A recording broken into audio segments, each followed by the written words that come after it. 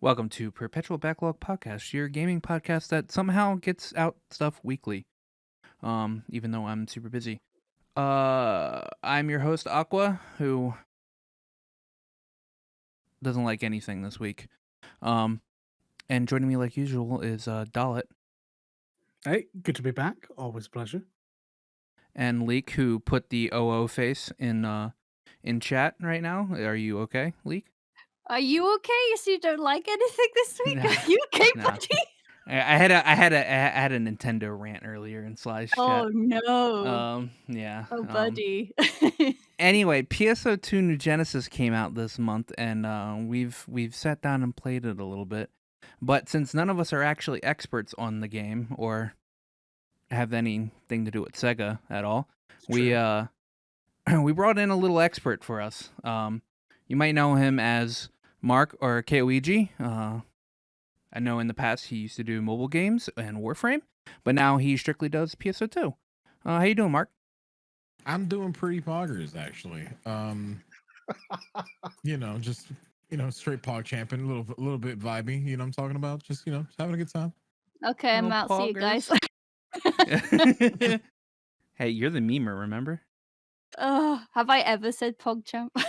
No, It's you've cool. never said. No. Anyway, continue. PSO2 New Genesis. We'll be talking about that later. In our podcast, I don't know if you've actually like listened to any of our stuff, but we do like games we've played this week, like what we've been doing this week. Sometimes we have questions, which I don't think we have a question this week. To talk in between, and then we go on to do our one topic subject, which today is going to be New Genesis. So I know this is a dumb question. Hey guys, don't forget to sub to the channel if you're into what you're hearing. While you're down there, remember to like the video as much as we like you. You'll be good now. But what'd you play this week, Marc? I've actually played quite a few things this week. So there's a couple like mobile games that wound up launching recently. One of them by the name of Alchemy Stars. So it's clearly like heavily inspired by at least the UI design by Arknights. And the funny thing is that it didn't actually always look that way. So the game has had several prototypes, and they settled on the one that looks very much so like Arknights, and I think that's actually hysterical. Well, I mean, you can't really blame them. Arknight's doing as well as it's been doing. I am familiar with Alchemy Stars in that other content creators have covered it. Mind telling us a bit more about it, though? So it's a strategy mobile game, and it's not like a tower defense. Basically, it's a grid-based thing where you go around and you try to match the colors to the character, and it's actually a lot more strategic than I was thinking, because I was like, all right, well, how more strategic can you get than a tower-based game? And this game looks very much like Arknights, but it has surprisingly a good amount of synergy. Even the in-game currencies for a lot of things are a little bit different from Arknights, as in it's a lot more generous for the free to play player. And I was actually thoroughly surprised by this game. Like, it was actually pretty dope. Oh, groovy. Yeah, Also, so more generous than Arknights. I'm impressed because I thought Arknights was pretty generous when I started it. yeah, Arknights for all intents and purposes is very generous when it comes to being, a mobile game out there. I wouldn't say it's the most generous mobile game, because I'd actually have to give that Sure. to a Square Enix title, which is Romancing Saga. The Re-Universe is actually the literal most free mobile game that I've ever played. Oh yeah? Yeah. Didn't realize it was a mobile game in that vein, shall we say. I know Dissidia Opera Omnia is pretty free. I would have to say that Romancing Saga is a lot more free, and I was like, wow, that's kind of cool. Gosh, Understandable. I love the series, but from the roleplay JRPG stance, Yeah. because it's an old series. I love that title. I was actually surprised how they tried, like, the story at the very beginning is very like cut and dry. But like as they continue going through with like updates and whatnot, I guess Mhm. they got better about it. And I was again, I'm thoroughly surprised by that game too. It's probably one of my more mainstay mobile games now. Tried playing the My Hero Academia mobile game when recently, and that came out, and that was just absolutely atrocious. And they're trying to fix the game, but I don't think they're going to be able to. I think it's just going to be a cash grab at this point. And that's it. Mm. Which is kind of unfortunate because the combat that they wound up developing for that game is probably one of the best in a mobile game that I've ever seen. I didn't even know there was a My Hero Academia mobile game. Yeah, it's actually dope looking, but it suffers from the Genshin curse, where basically there's no stamina, and how do you expect to play the game when you can't play the game? God, that was in fact my big issue Ooh. with Genshin. Yeah, that's fair. I mean, I love Genshin, but that's extremely fair. Yeah. So, then obviously there's New Genesis, and I want to say there was another game that I played recently this week. But I really don't remember. Actually, I know that I'm going to be getting into Scarlet Nexus this upcoming week, so that Yeah, as far as boy. upcoming games, That- that's going to be it. That's me. That's Oh me. yeah, yeah. Are you streaming it? I have no idea yet. It really depends on just the time frame on whether or not it's going to be something that I want to stream. Understandable. Yeah, that's fair. So, Yeah. Hey. So since you're interested in that game, what did you think of the demo? I actually haven't been able to play the okay. demo. Oh, Probably for the Yeah, best. so Yeah, it's I'm for the actually going to best. go completely blind when I play the main game. Ooh. Well, I mean, people that played the demo were Mhm. technically going completely blind because what they showed you in the demo is completely different from how the actual game's going to be playing in the beginning. So weird they chose something so non-representative. Yeah. That's so weird. yeah. So hey, if you play the game, find some time to go back to the demo and to see for yourself because it's just the idea of a demo not being like the actual game is very bizarre to me. What's the point of offering a demo? It's like a lot of games nowadays that are using deceptive marketing as a way to like drive their game forward. It's not even like it's good deceptive marketing. It's purposefully bad. Yeah. Like there's one game that strikes out to me right now. Again, going back to mobile games because they're the culprit. Yeah. It's Evertale, and Evertale right now is gaining a ton of notoriety in the gaming space because of its literally off the wall ads where they'll take like a Pokemon, a game that literally looks like Pokemon, and then make it a horror game. And for everything, it'd be really cool if they were to make like a horror game out of Pokemon, but that's not what they did. Then it turns out it's another waifu and furry husbando collector, and you're like, all right, cool, that's awesome. The game's not inherently bad. It's just deceptive marketing is the thing that's probably gonna kill the game. Yeah, that is curious. It like from the Scarlet Nexus standpoint, it's not even like it's deceptive. It's just like the game kind of plays like the same or whatever, but you play the beginning of the game in the demo pretty much. But the way they present it to you is completely different from how the game actually plays. Because I think JRPG got a hold of like 3 hours of the game. He's able to Bandai Namco was allowed him to play the first 3 hours of the game, and he said this game plays 12 times better than it does on the demo. He said it's so much better. He goes, you're gonna need to make a leap of faith because if you played the demo, it's not accurate. It's so much better. So It was a relief to hear it was better than a demo. yeah, he implored people to take the leap on it because it just plays a lot better. I don't know. Bandai Namco gets up to some really weird ideas every now and again.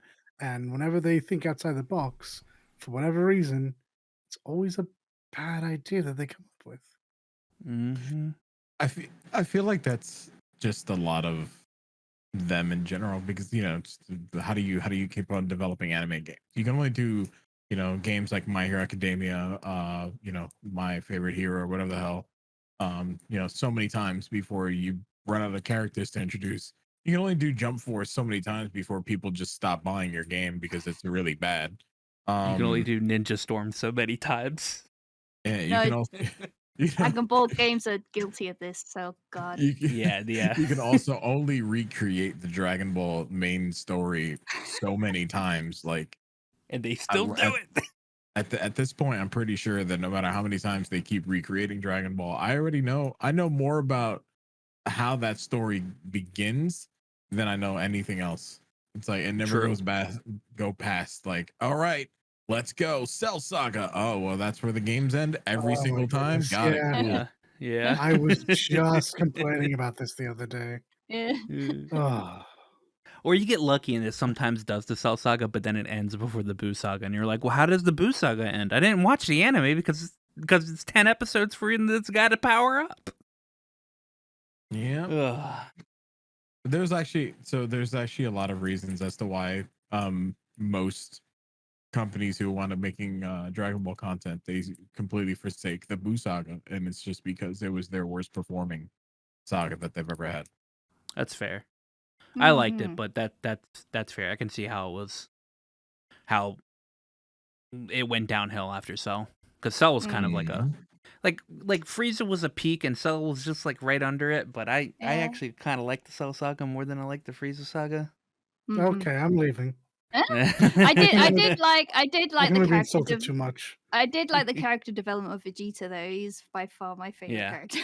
That's because Vegeta's the single best character in that whole series, followed very, very closely by his wife, Bulma, Oh yeah. the second best character in that whole series.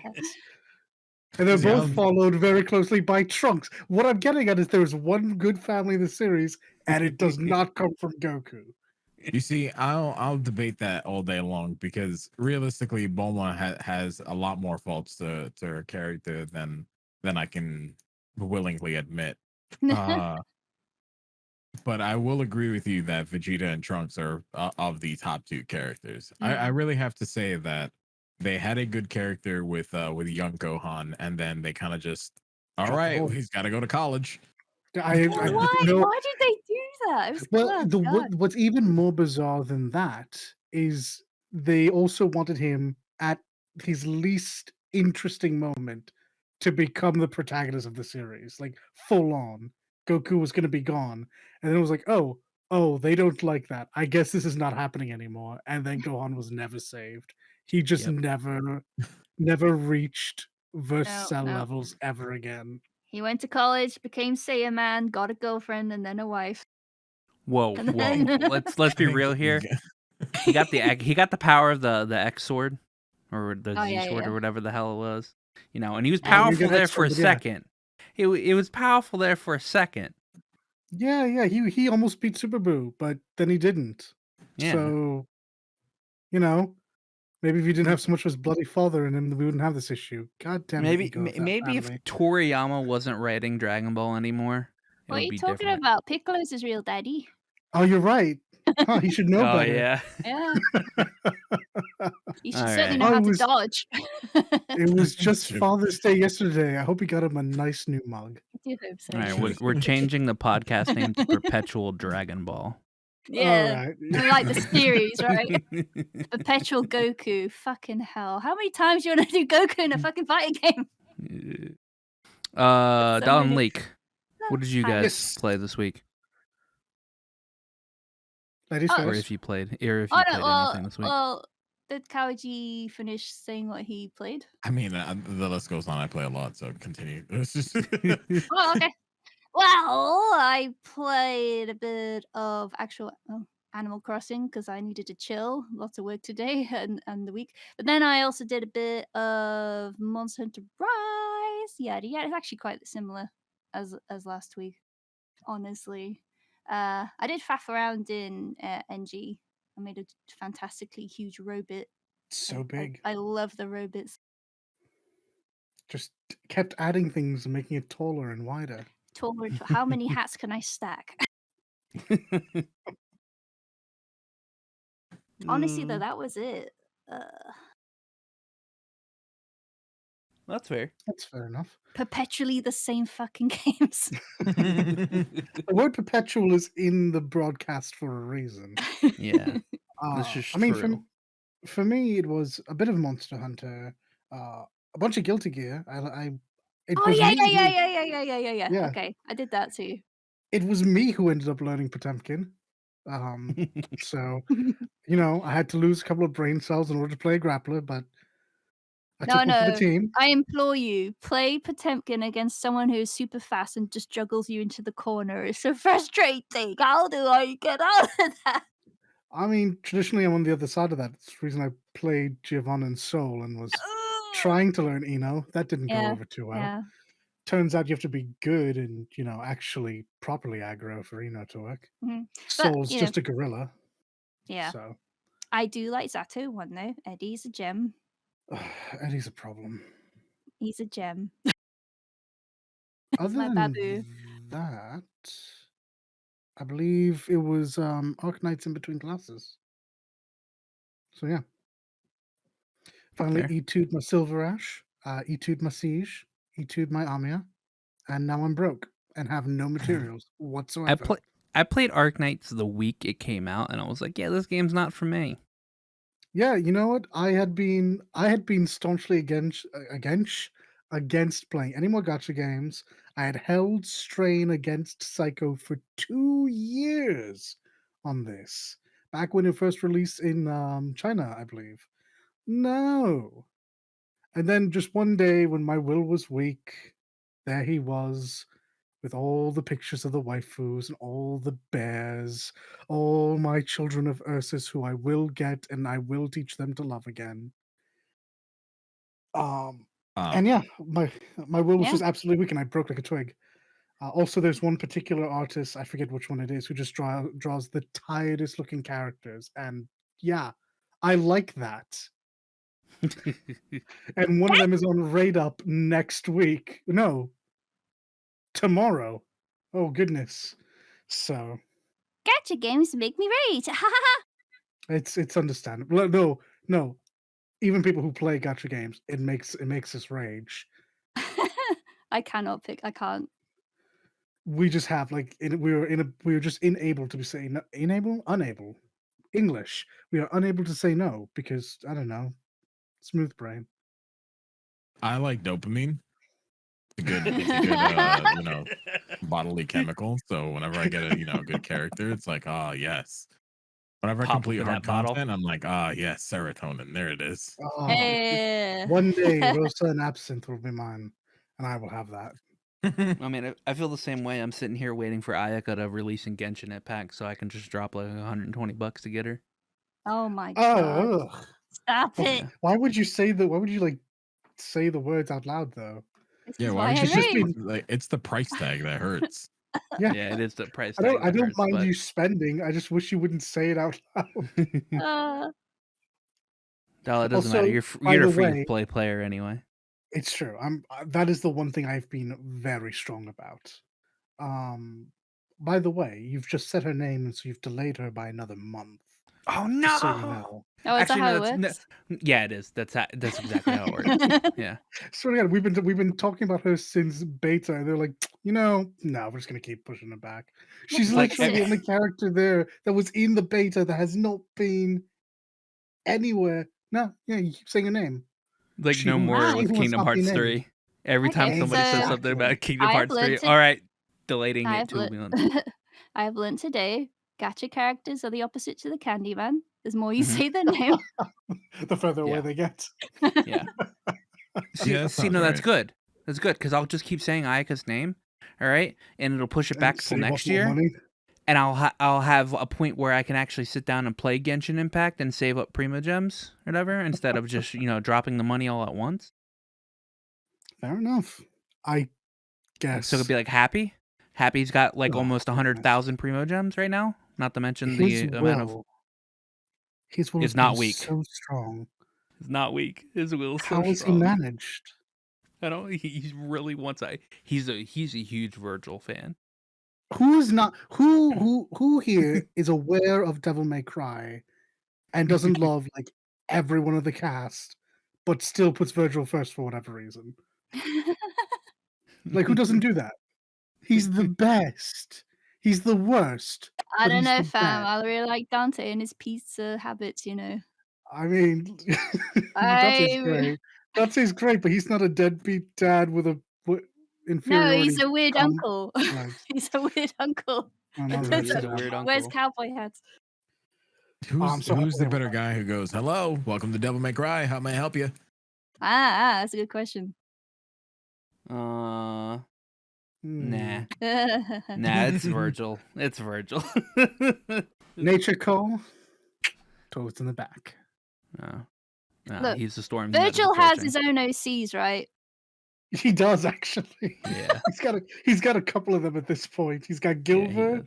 He's got V. I guess he's got Nello Angelo, but I wouldn't tell him that. And out of the fucking two, why is he the one with the sun? You know, because one day when he was just strolling through Fortuna, Tinder.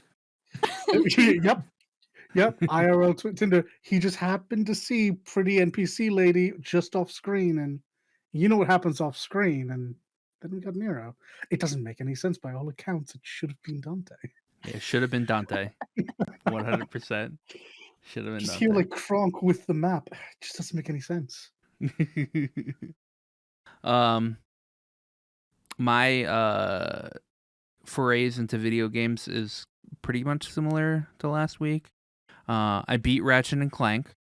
Ooh, If you have a Cool. PS5, this was all I will say. If you have a PS5, all right, and you're not playing Ratchet and Clank, return your PS5 because you don't deserve it. Are we obligated to say we are not sponsored by Ratchet and We're Clank? not. We're Devs? not. We're, No. we're not sponsored by Insomniac, but they No. did some devil magic to get that game to work. Because holy shit.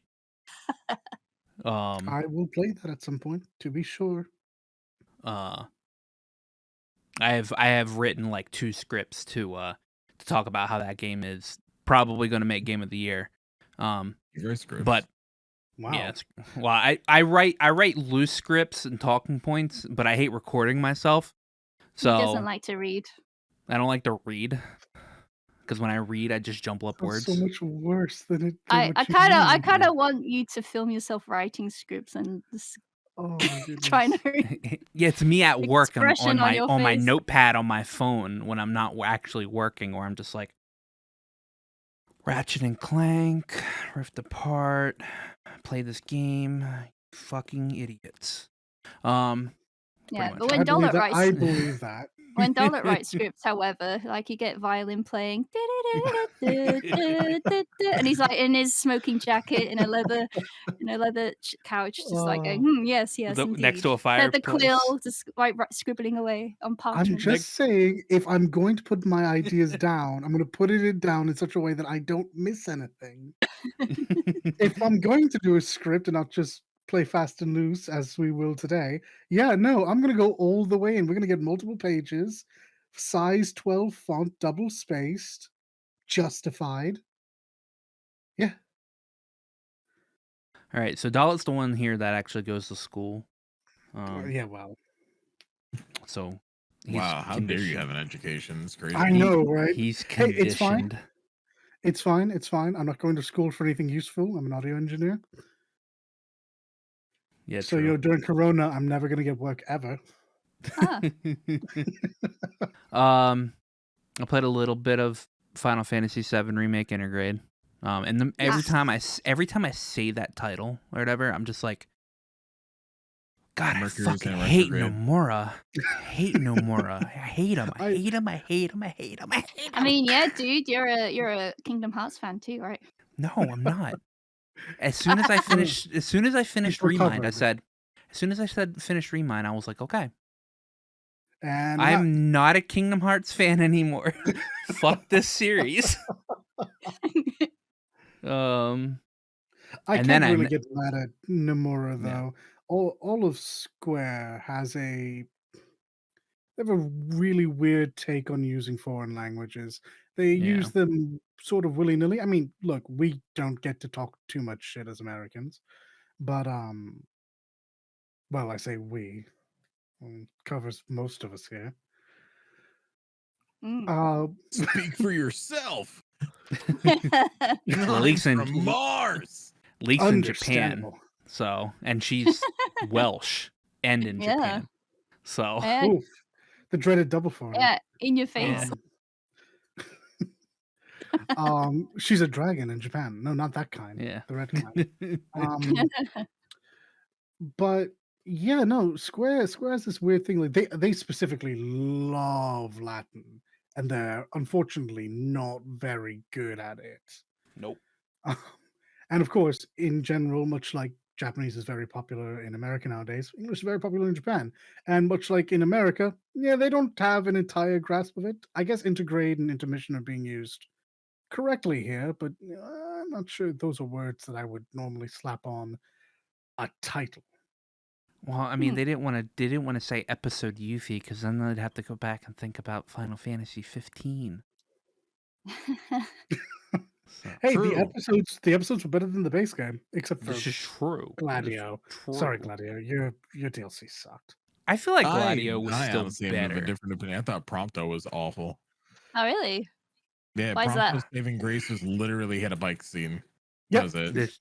Yeah. I didn't play Arden. But Oh, I hear dude, Arden's the best. Arden's is either the best or the second second best, best. depending on your feelings Of on how they Ignis. handled Ignis. And I genuinely can't choose between the two. They're both absolutely tremendous for different reasons. Yeah. You got a lot of like long-willed building lore in Arden's one, like lots of past history Yeah. stuff.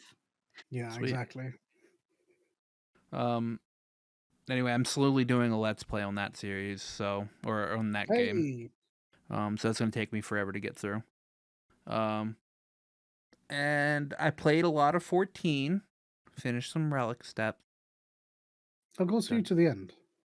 I'm on the second to last step, I think. Hey, lots of progress made. But the step is I have to collect 30 pieces of 6 items. 30 pieces of 6. Is this like 6 pieces of 8? Is this some Pirates of the Caribbean nonsense? No, You're I need to collect. do math. Maths makes me angry. No, I need to collect 30 pieces. All right. I need to collect 30 of each of 6 items. 30 of 6 items. That's disgusting. Yeah. I mean, it's just doing skirmishes and CEs and Zadnor, but that's 180 items. That's well, the items you get from critical engagements give you 2 each, so you get the knock. You get the knock. You're really hauling ass now. Yeah.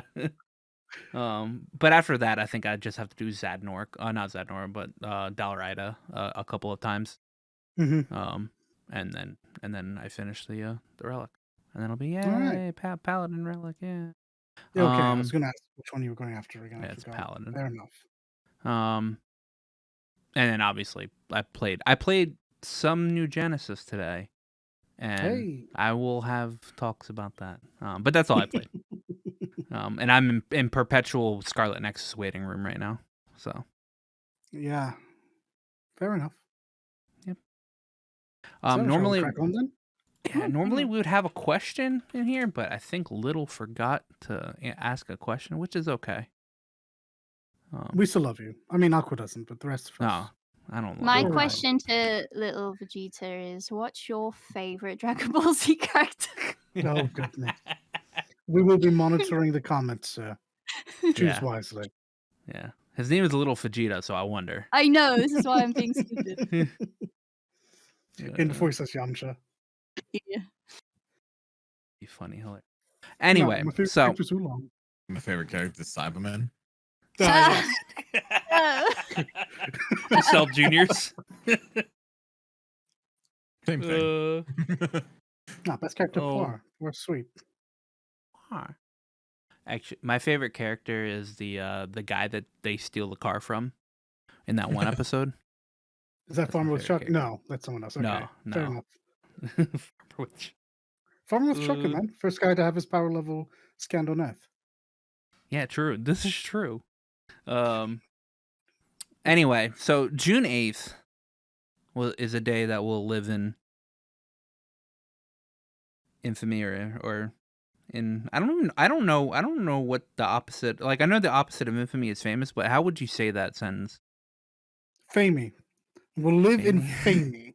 famey. Uh, Live in our memories forever. no, Yeah, I don't know. Anyway, a day that people would like or maybe not like. Phantasy Star Online 2, New Genesis, released that day. oh, Well, that was okay. so big. Tentatively, it released for the West that day. They delayed the launch of New Genesis by, like, what was it, 12 hours? 6. 6 hours? Okay, well, Okay. I got... It was, I got it was overall, it was actually like 9 hours in total, but it was 6 post maintenance. Yeah, it ended up releasing on the 10th for Japan, right? Because it was Yep. already so late in Japan. Anyway, that was fun because I was able to take a nap and then wake up and play maybe an hour that day. But it came out. Everybody was happy. Question: Answer. do you like New Genesis right now? I actually do. Okay. Like for a lot of reasons why I like New Genesis is the combat's really fun. Like every class for the most part feels like really well crafted. I'm not going to get into balancing too much because for the most part certain things just don't make sense. But that's just because like once you get into the nitty-gritty you're kind of like, "Oh, I see. So that's how video game." That's how you video game. But as far as like the way the game goes and how much is available to be played, like I have to say that for a game that launched the way that it did, yeah, I kind of wish there were more to do. But if I had to simply say if this game is good or not, or if I enjoy the game, then yeah, the combat's more than that makes up for it. I can agree with that. The only thing would be the variety of content, but that's an entirely different story. Yeah. We can talk about the. Well, actually, Dalit, do you like New Genesis?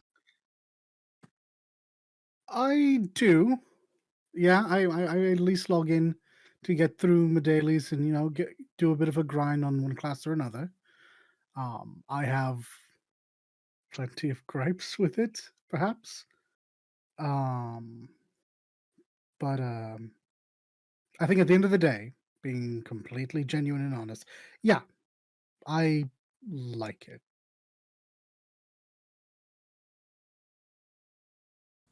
Okay. Leak will be leaving us for the moment. Sorry, I suddenly got an emergency call, so I gotta go.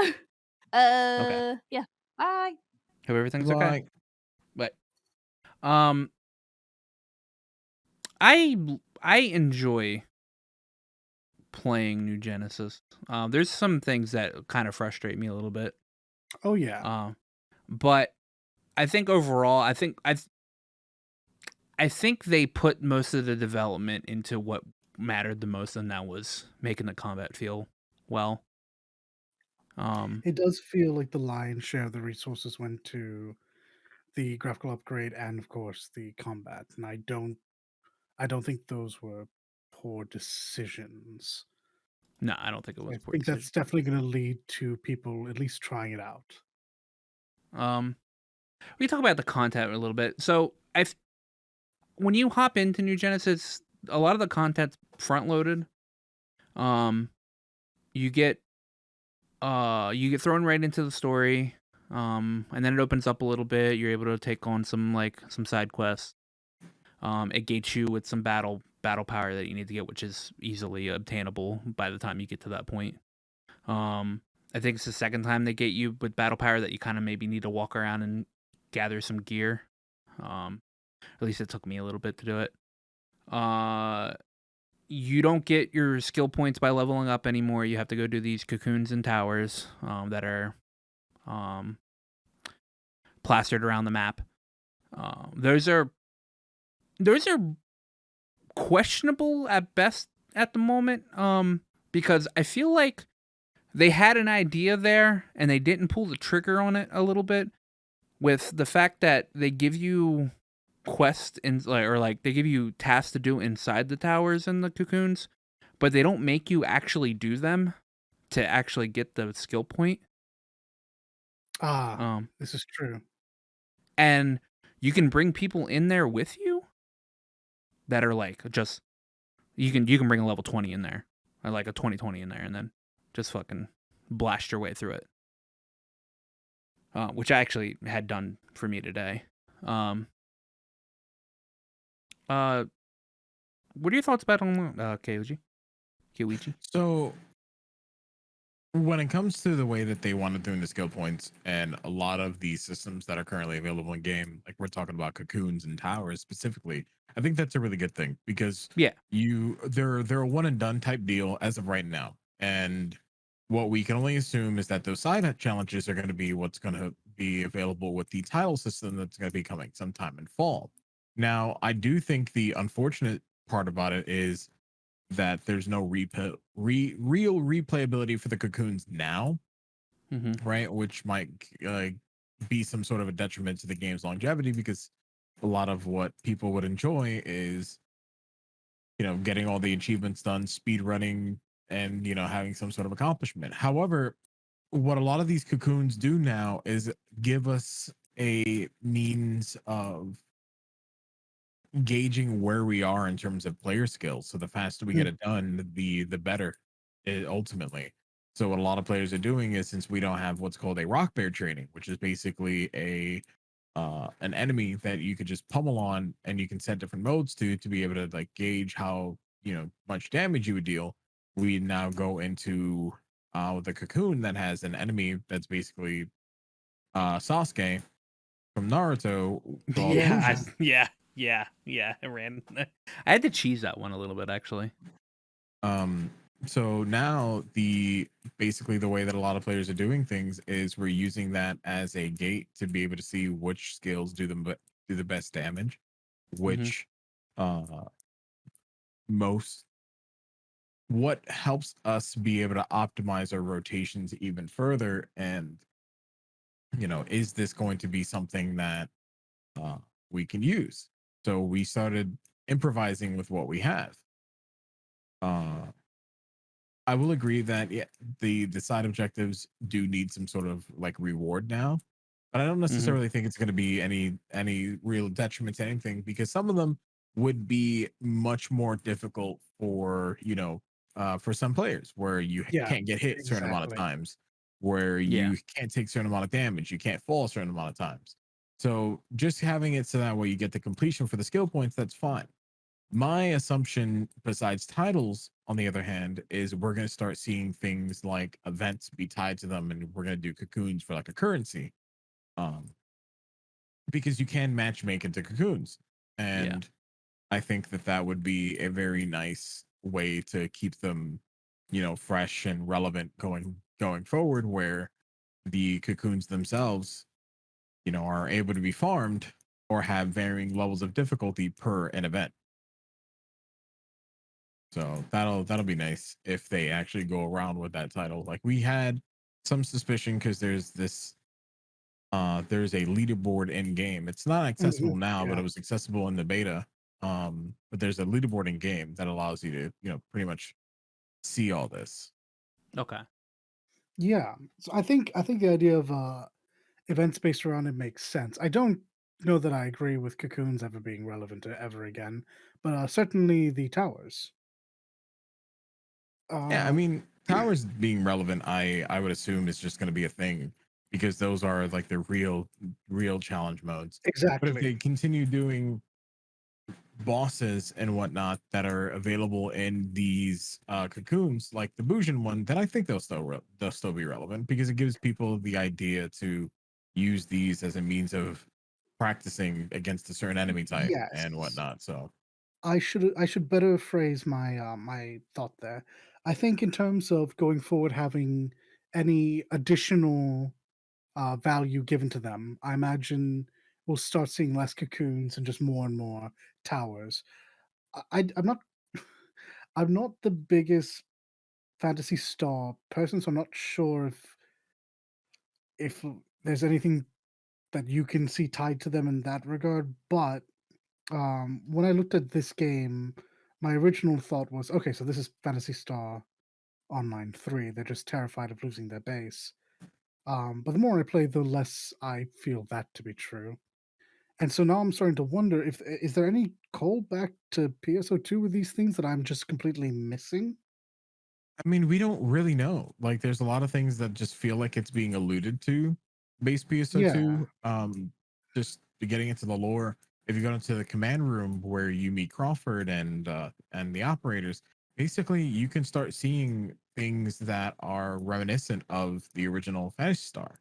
You sure. know, and or not the original Fantasy Star, but Fantasy Star Online 2.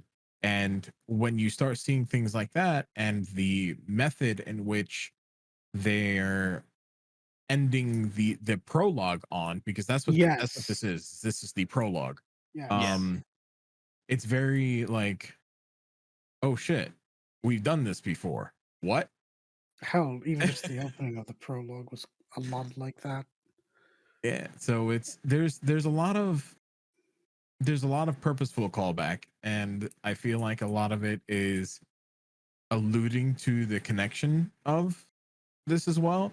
What a lot of people don't seem to know as well is there's this thing called these Stella packs that are available in the game. Basically, they're these little meteor pods that come down from the sky and they give you resources. They're a trial that can happen Yes. anywhere in the world. I've run into But 2 or 3 of them now. that's actually a callback to another NPC by the name of Stella from Phoenix Star Saga Idola, which Ah, currently, as of right now, the story is concerned.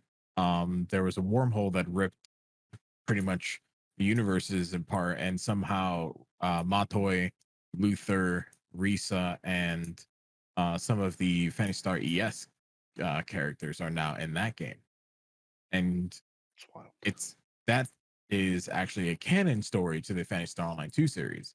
Like, it's not even like it's just a spin-off, it's like a legitimate Mhm. canon story. So we're assuming that when we start seeing things like Stella packs, or we start seeing, other NPC names just get, you know, randomly thrown around here, that there's a legitimate reason. Like, there's going to be some callback in the future. They just can't reveal all of their cards yet. So what you're telling me is there's a chance my murder robo waifu can come back. I mean, I don't know if they're gonna bring straight up NPCs back, and that'd be nice. I'm not gonna lie to you, No, I'm mostly just having a laugh. but I mean, I don't know, dude, because I've thought about this before. Is that if they were able to put them in another game, you know, Yeah. then it has to, there has to be some sort of a connection, because the main NPC for the Idola episode 2 story is basically someone who looks like our character from the Genesis, like when we crash landed, same uniform and everything. So it's kind of like Sure. huh, that's a little bit of a coincidence. Yeah. Doing a big old think. So yeah, how did we manage to get here from cocoons? Yeah, no, it's all gonna be tied together anyway. Um, but yeah, no, I think it's been interesting in that regards. I think perhaps from a story standpoint, they might be able to do it. But going back to the initial thought, I imagine cocoons are mostly just there for people. I'm gonna say like me. I think that's not entirely honest because I don't really struggle with them. But they're there for people who probably aren't going to get too into it. You go through once, you get your skill point, and you're done. I imagine if there's any revisiting, it'll happen in the more difficult content. This is with respect to events and grinding, I think, because some of the maybe some of the later cocoons, but it strikes me weird to allow some cocoons but not others. And the cocoons really do feel like training, where the towers feel more akin to a trial. Challenges. Yeah. Yeah, a proper Yeah, and I challenge. think I think that's what they're going to be going forward, because that's how they were introduced. Be one of the NPCs is like, hey, go do this cocoon and learn. Yeah. Let's assess you. And I think that's what they're going to stay. At least the cocoons are. gonna wind up staying. Exactly. But I do think they'll have varying challenges because again, it's like you have to counter so many hits, you have to dodge so many Sure. hits, so I think there'll be some replayability going forward, but they're Oh definitely yeah. going to be the once you complete every challenge, unless you want to get a better time, they're the one and dones. Or this Yeah, exactly. I was in fact ruling out self-improvement because I think that's something you brought up earlier that was true. There are a few challenges, I think even in the cocoons, that will be good just to get you familiar. Either you've picked up a new weapon or you just want to test where you are as a player. So that's fair enough. Yeah, I don't know. I like my concern was that like they put like the skill points behind it, which like I don't mind they do that, but it feels like you don't earn it really because if you have a friend that plays this game like all day every day and they're max level, they can just run you through it. I mean, how different is that from base PSO2 where you partner up with a Yeah, bunch of high-level characters and you just get power leveled? not I even know. that. It's But does they that make it good though? Oh Yeah, no, because I what mean, they did with this game is they designed it behind accessibility. Like Yeah. every single class as well also has the smart PA system, which is simplified movement. Like every single class has that. So they designed this game initially to be like there's no one who's gonna ever feel left out, and that's actually an okay thing. So the game has some of the best scaling that I've ever seen. Just to add in to that point where everything scales with more people, including cocoons. mm, Okay, So yeah. it's not that like a cocoons are a set difficulty, it's that it continues to scale up. So if there's 4 players inside cocoon, it'll be scaled to a 4-player instance and so on and so forth. It assumes that every player is, at least pressing buttons. Yeah. exactly. Yeah. So Mm, I think that's definitely a lot more accessible. And that might be why it feels like it's not like you're not earning it. But yeah. I'm going to quickly tangent away for just a second. I promise I'll come back, and I promise I'm going to keep it on topic. This idea of accessibility versus necessarily dumbing down is often talked about in something that I do know anything about: fighting games. Constantly, yeah. all the time. Every new fighting game tries to open the gates for for more and more players, unless you're a Virtua Fighter or Tekken, in which case I hope you have legacy skill. Um, but every other game, it certainly does more to bring in new players, and there's always a bunch of old heads talking about you dumb the game down, it's dead series, it's going to be done, people are going to stop playing, whatever, and it's never true. It you can always think about it like this. What this does is it lowers the floor. The ceiling has Mhm. gone nowhere. It's still up there. You can still push yourself to be absolutely insane. I don't know the end of I don't know like the true end game yet, so I don't know if the ceiling is actually higher in this game. I kind of doubt it just because of how freeform uh combat is. I think the more restrictive nature of PSO2 probably had a higher skill ceiling, so that needed to come down anyway, just for sake of allowing people to play the game. But I don't necessarily see a problem with having a lower skill floor. I think having the lowest possible skill floor, especially in a game like this where they need a bunch of people to come in because they're essentially doing everything through their store. That's how they're getting all of their money. Mhm. Is the best idea. If it so long as it doesn't come at the cost of actually, lowering the skill ceiling so much so that longtime players can't get anything out of it. So that's my comparison. I so I guess if I have to say, as far as like the high skill ceiling, that ceiling's still there. And Yeah. Okay. it's definitely not as apparent right now because there's not enough things to be able to truly give you that challenge. Yeah. Um the ceiling's definitely still there. There's not it's really never going to go away with a game like this because this is a skill based game. They just make a lot of things more accessible to everybody. But let's say that I was going to go do an urgent quest by myself, even though it gets scaled down to one person, Still it's hard. infinite. it's infinitely harder than if you were going to be doing it with 12. So there's still a lot of that style of gameplay. It's just we haven't had the content that's going to be available, and I don't think it's going to be available for at least another year and a half. Yes, That's going especially to with the rest start. of the roadmap currently being essentially feeling like catching up to PSO2 in terms of the classes coming out and getting Yeah. people reestablished onto what they want.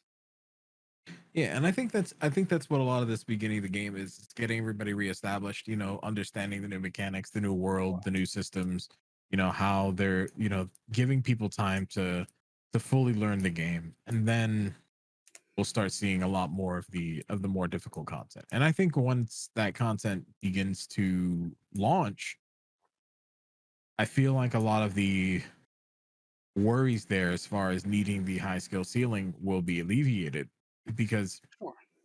even things like urgent quests aren't tied to the progression, but they still give you some rewards. There's probably going to be the same thing, and we know that this next upcoming week, or at least on Wednesday after the Wednesday morning after the maintenance, if you guys are in the Eastern time zone, then there's a new world boss by the name of Gigantics that are going to be spawning. And basically, these are going to be world bosses that are specifically scaled to the 32 player instance. That you can't solo them. So I think what the challenge is for a lot of like end game players is going to be, okay, well, how do we low man it? How do we continue to, maybe push the limits of our classes and our skill level to be able to be like, all right, well, can we do this with 12? Can we do this with 6? Can we do this with 2? Because that's where a Yeah. lot of base PSO2 was. It wasn't necessarily, all right, well, let's, play the game and there's this difficult content. Realistically, nothing was difficult. It was all Yes. becoming more and more accessible.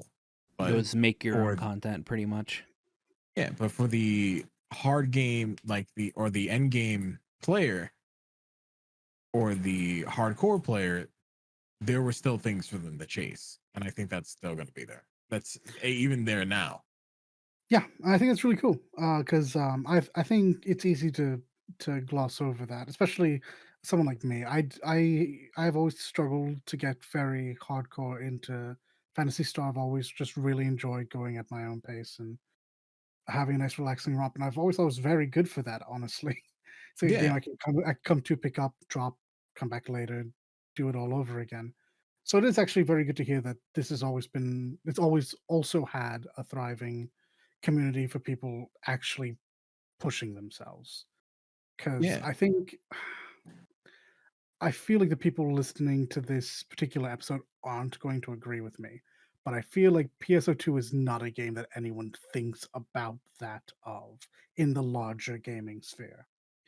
Um, I think you people would expect to hear this more of more mainstream MMO titles like Final Fantasy and WoW, and I think just because of the aesthetic, a lot of people have kind of I don't even know if they really think of the difficulty that can come of the content in PSO2, and it's just really cool to see someone talk about it like that because you would be the second person I think I've ever run into who like really felt impassioned about like real end game chase.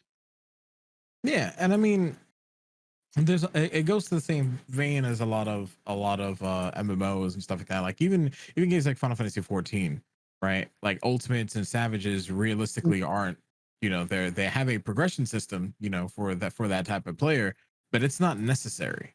exactly. So it goes into the same vein as, all right, well, it's not necessary in PSO2, but you can still chase it if that's what you want. There's Mm, actually a thing in base PSO2 called endless, and endless gameplay was, all right, now it's time to really show if you knew how to play the game, because there's all these different scenarios that would happen, that require you to adapt on the fly, or just do an obscene amounts of damage, or dodge an obscene amounts of damage to obtain a high score. And you can also pretty much assume that even less than 1% of the entire player base on both the Japanese and the global side have the titles for Endless Loner. So anybody who has a lot of those titles for their respective classes, they essentially know that class very, very well. Yeah, And for sure. there's a lot of content that's like that, and we're just waiting for that to come back for NGS. Yeah. Yeah, I I think guess you're right about it taking a little bit, but that's literally only a matter of time, for sure. Yeah. so. I guess I just suck at this game. Is pretty much what I'm getting at because Possible. I'm I know Dalit hasn't gotten to this part, but Marc, I'm on the last story mission where you fight the boss, right? Is that like unnaturally just hard? Yeah. God. It's meant to be your first like true hard boss. Fuck. I think besides the lag that we wound up getting in the first couple of days, when the game launched. Oh boy, and we'll talk about it. I managed to have to take 2 or 3 tries even myself, because I was like, oh, I didn't realize that I was just gonna get one shot today. It was great, awesome. Yeah. But it's actually designed to be the hardest boss available to you at this moment. So like, if anybody who's having any issues with said boss, it's normal. Okay, because I tried the boss like for an hour and a half earlier today, Oh, make no and mistake, Aqua, you do suck, but well, no, I do suck, but like, I got the first part down, and then he goes into the red phase, and then I'm just like, okay, this is a little difficult. I'm already a gunner ranger, so like I get one hit by pretty much anything anyway. So, yeah, I was just wondering because like I was like, man, this is because I'm getting angry at this game at this point because I'm just like, man, this is a story mission. I mean, Why is it gonna be so hard? crap, I'm actually struggling. Is there anything like this in 14? I feel like we kind of all walked through. We had one thing in 14 that was like kind of a Steps doesn't story. count because No, steps not steps. I'm talking about a people single were player. difficult. I'm talking about a single player Okay. thing. It was that Xenos fight at the end of Stormblood. It was not difficult. What the hell are you all talking about? It was not difficult for us who like, I have like over 6,000 hours in Final Fantasy 14, but we have friends that aren't exactly as gifted as we are in this game and or have put the hours as we can in that game. I'm not going to name names, but his name starts with an S and ends with an R. Yeah. Who complained was like, oh no, the Astro rework is like, now it's impossible to beat this Xenos fight. And I'm like, no man, you just suck.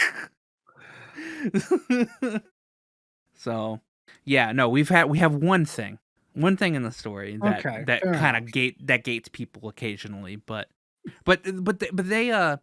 they counteracted that because they saw how many people were sucking at that, and they put in the whole difficulty thing. So if you fail it like 2 times, you get, oh, can I get this put on very easy? Oh, I was unaware of this. Yeah, if you fail solo instances like twice, you get when you go to select the instance again, it'll ask you if you want to drop the difficulty for it. Dude, I play physical range. I have the easiest job in this whole game. I'm never gonna ever see that in a single player event. No, I never see it either. But like if I ever see that, oh boy, something's not right at the wheel because I literally have no excuse to get clipped by things. But anyway, like you go and fight this boss, Dalit, when you ever get to this boss in New Genesis. I should be right there. I think I think I just need to up my battle power. Yeah, it's the quest where you need to get your battle power to 1100. That's it. Yep. Yeah, after that you go into the mission, and I'm looking forward to it. I want to save Dozer because he's fellow cast bro. So there's that. But I mean, also because this is not the first time I've heard that fight's actually pretty difficult, and I've kind of slept through the rest of this game. the hardest thing for me to deal with was, as has been said before, that first week of lag was really bad, and I literally had to put the game down. Yeah, I had to put the game down too because when I got to the 1100 point was when we were still having the insane amount of lag, and I was like, "All right, I'm gonna go try to do something." And then it was actually it was either a tower, I think it was a tower, all right. And I was like, "All right, I'm gonna go attempt this tower and like cheese this tower and like try to get through." And then like I died, and it tells you like oh you'll raise up in 5 seconds. Mhm. 2.5 minutes later, and I'm like. Oof. Like Yeah. escape, quit, all F4. I'm gonna put this game down. I've got Ratchet and Clank and 7 Remake to play. All right, I will pick this back up at a later juncture.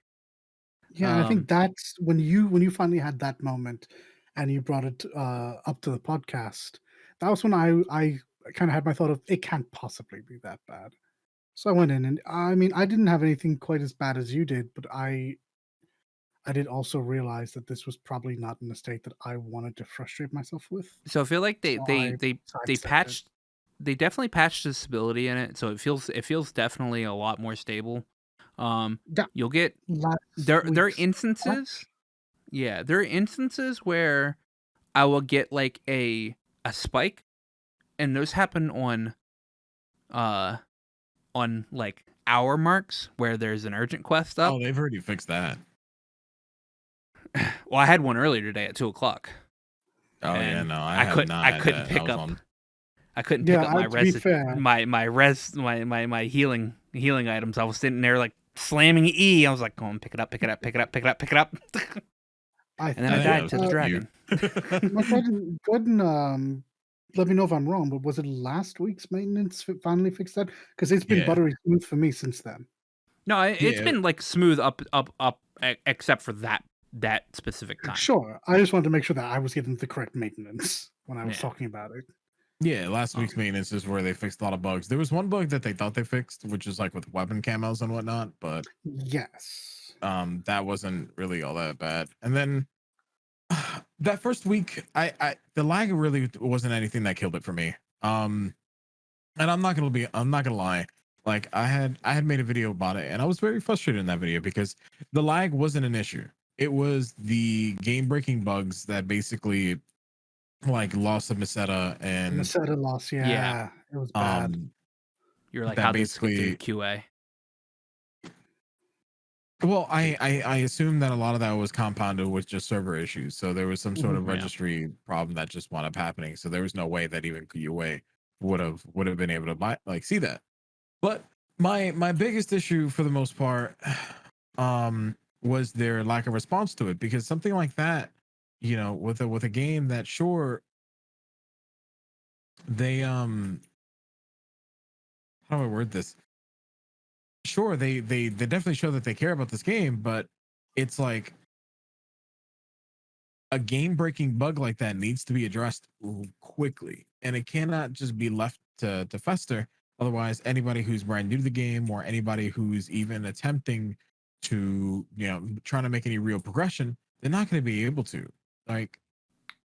And that's where that frustrating part comes in, yeah, they'll get because immediately turned. yeah, they're gonna get immediately turned off because they're like, all right, well, I lost maybe, my weekly's worth of Meseta. I did my Yeah, weeklies, it's in my inventory, I teleport, suddenly it didn't register and it's gone. That's an entire weekly's worth of, of shit that's just, Gone. that's an unfortunate circumstance. And that lack of response was, I guess, really my real issue with last week or the week before. It had really like nothing to do with server lag. That was going to get fixed. A lot of the other bugs were going to get fixed. But when something that limits progression, and especially that's so early on, that needs to be seen immediately. That needs to be fixed immediately. There is no way, shape, or form.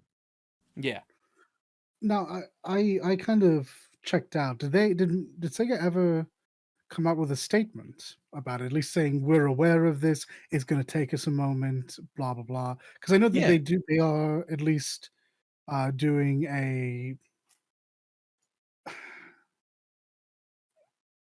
I don't want to say recompense. They are refunding a bit. They're giving us little SG bundles and I think some Aseta boosts. But at the time, they at least had a statement about it, right? Because I didn't see it, but admittedly, I wasn't looking. So They did have some statements. They did, they did talk about it, and that's completely understandable. The fact that they were like, all right, well, let's have this conversation. Um, but that no matter how much you have that conversation, that's really just where things just are. It's like, all right, Yeah. congratulations, you've had this conversation. Um, you've addressed it, but something like that needs to be addressed and fixed almost immediately. I Right? The agree with server you. the server Yeah. issues, that's fine. Address it. You call it a day. There's this bug where this skill's doing double double the damage than that was intended. All right, cool. You just call that a day. But game breaking Losing, bugs, losing stuff does not feel good at all. yeah, those are the things that need to be Shut the fixed servers a down, lot. fix it. Yeah. Yeah. And I mean, I get it. It happened on a weekend, and it was going to be so close to maintenance anyway. So there's merit to it, company wise, but it just leaves a bad taste in a lot of players' mouths, and that's again gonna hurt the player base in the long run.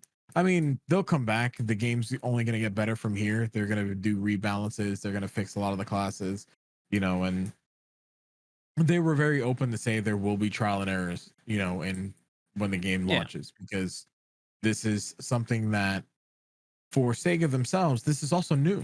Like, this is their first open world online action game.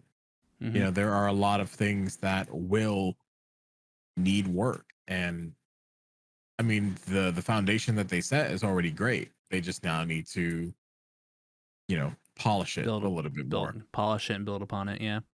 Yeah. I do have a question though. Do you think this was rushed? No, You don't I think it can was Wait, rushed? tell. I really? can.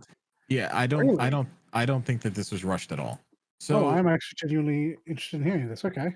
So when you think of a rush game, a lot of the time things are completely broken, like literally unplayable.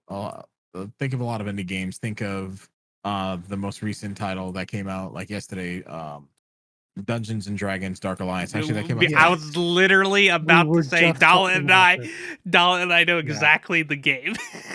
Mhm. Right. There are a lot of games that unfortunately are rushed. If this game was rushed in any way, shape, or form, then it would have been very apparent. However, the only issues that this game really has on right now is the lack of variety of content. Now, when I say that, it's because this game, or at least the Fantasy Star series, has always had all right, here's this boss, here's this thing that you have to chase, here's this equipment pieces that you have to chase. These are the in-game currencies that you have to look for, and so on and so forth. These are the things that that you have to do in order to continue progressing. I think what a lot of players right now feel is that they don't know whether or not their investments are going to be worth it, and that's because they either played global where the game was on this expedited cycle, where it's like, all right, well, you had 2 weeks to get the best content or the best gear, and then it was going to be completely outdated immediately. Um it's not like that, you know so as far as the grind is concerned, the natural state of progression that we're used to, that's already there. That works. The gear, the weapons, they can only build more gear and weapons to make sure that there's more things to grind, and that Yeah. will happen as they introduce things like the trigger quests and defense quests. But to say this is rushed, I don't think so. But to say, is this a full release title, on the other hand, that's a different question. I Is would it though? say, That yeah, feels dangerously similar to the same answer, but worded very kindly. I don't think so, because a rushed game plays badly is bad. It's bad.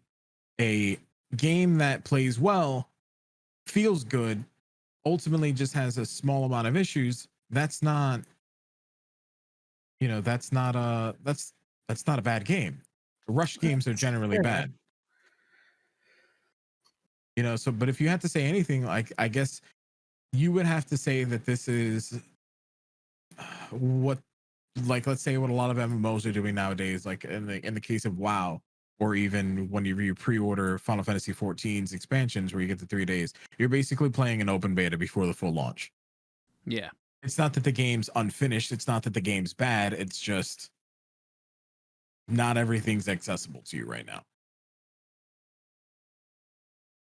Yeah. I take your meaning. I'm not sure that I agree with you though, but I do take your meaning, and I think everything that you said is at least fair and like in super good faith. I don't know. I personally, I mean, I especially mean, with to be fair, this isn't no Dark Alliance. exactly given the context of like what we've laid down as like a genuinely obviously rushed game. Sure, this is not that. This is not Anthem. This is not Godfall. This is not Dark Alliance. This just feels. If we're not going to go with rush, this Just does feels feel doesn't under. feel incomplete. It's just Yeah, incomplete. it Is feels what it is. it feels a bit underbaked. And like Uh, that is a 100% fair, like assessment, because I would agree with that. This yeah, is definitely something that needed more time in the oven. yeah, Because there's a lot here already. And what I mean by that is, um right now you play the game, you have your cocoons, you level up to 20, you get the rest of your classes to 20, because the game has always been designed for you to get every class to 20. yes, You have at least about 100 hours of content, give or take, if that's the type of player that you are, or the type of player that this game is designed for. You get your gear, you affix your gear, you level up your gear, you then after that, that's where that kind of stops. And that's the daunting part, where it begins to feel underbaked, because you're sitting here like, all right, well, back in base PSO2, I had all this end game stuff. I had all these, urgent quests that were scheduled. I knew that there was going to be these things that was going to challenge me to, to progress.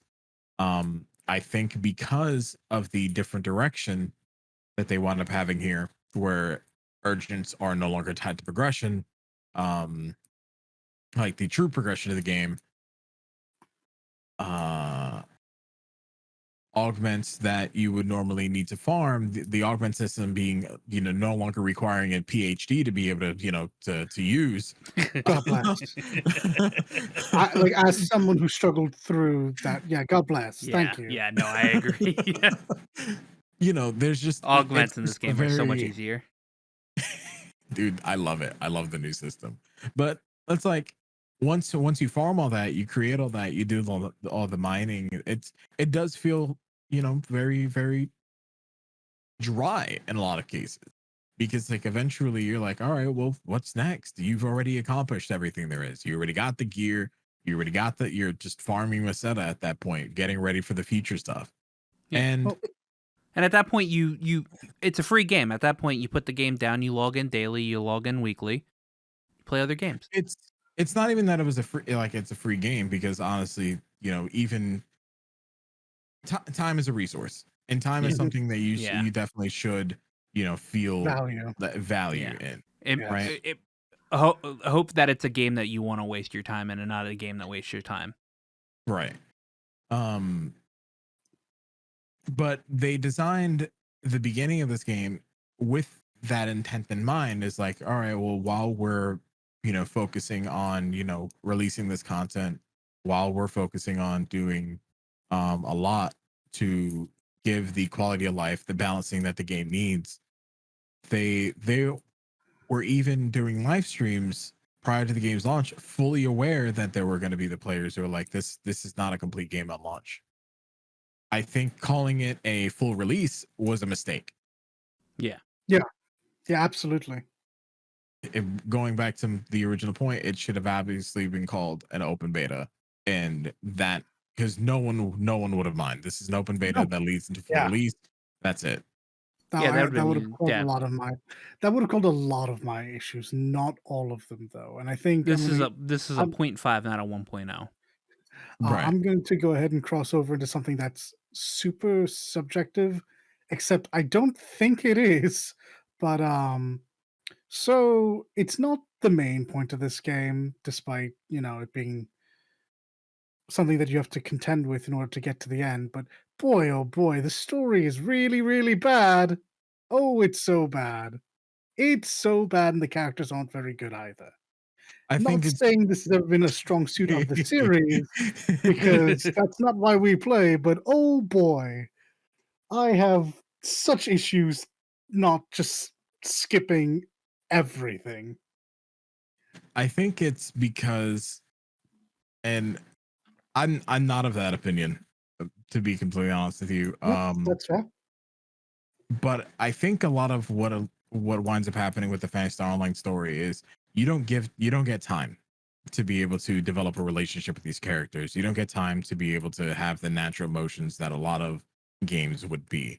For a game like this, for the prologue, again, because that's what this was, Yes. to have been as short as it was, to introduce these characters and basically immediately off-screen death them, even though, let's be fucking honest, they're all coming back, right? Every single one of Absolutely, them. 100%. um it it's bad in the case of you don't get to feel that sense of attachment. It's not your general JRPG series where you're like, all right, cool, now the story is, I'm attached to this character, I like this character.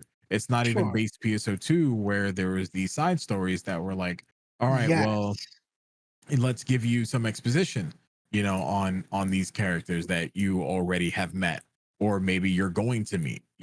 It's not there. Yeah. And I think just story wise at the beginning, that's very harmful because there's no reason for me to enjoy any character other than the operators, and that's just their cute. Yeah. Completely honest, I don't like, I remember a couple of their names, and it's mostly because I said, "That's a cutie."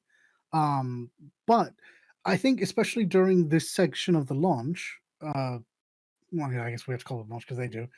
This would have helped them. Just a couple more story beats.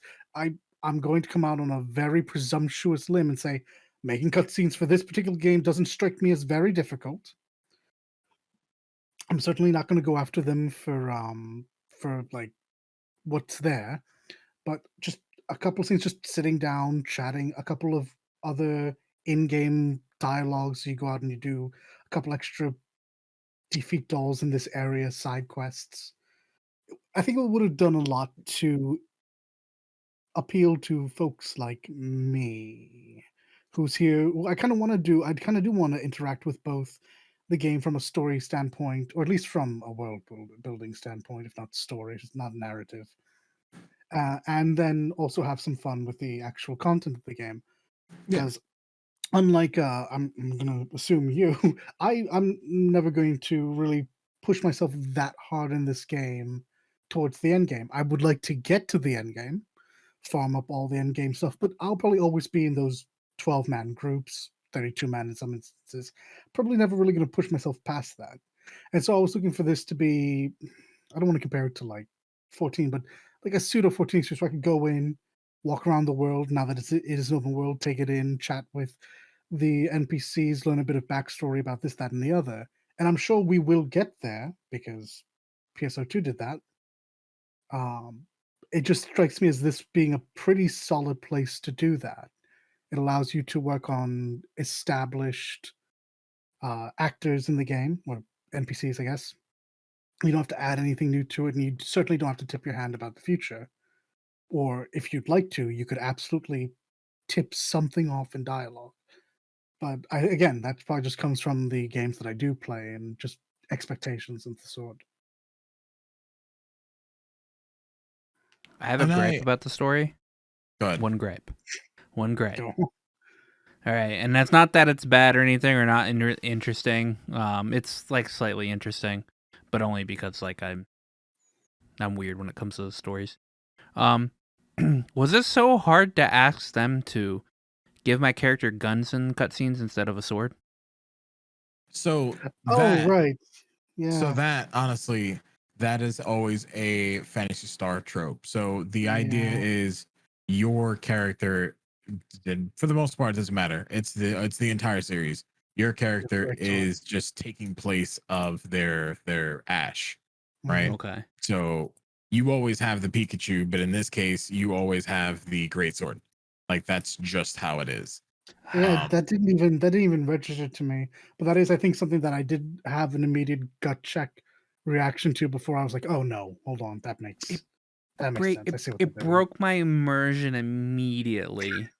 so Because the I reason got why I crashed out on the planet and I was like, okay, this is cool, and then we get into the first battle and I pull out a fucking sword and I'm just like, So, I mean, think about it this way: from a programming set, right? They would have to then design that same cutscene, 6 times. Whenever they introduce a new class, they would have to introduce, Mhm.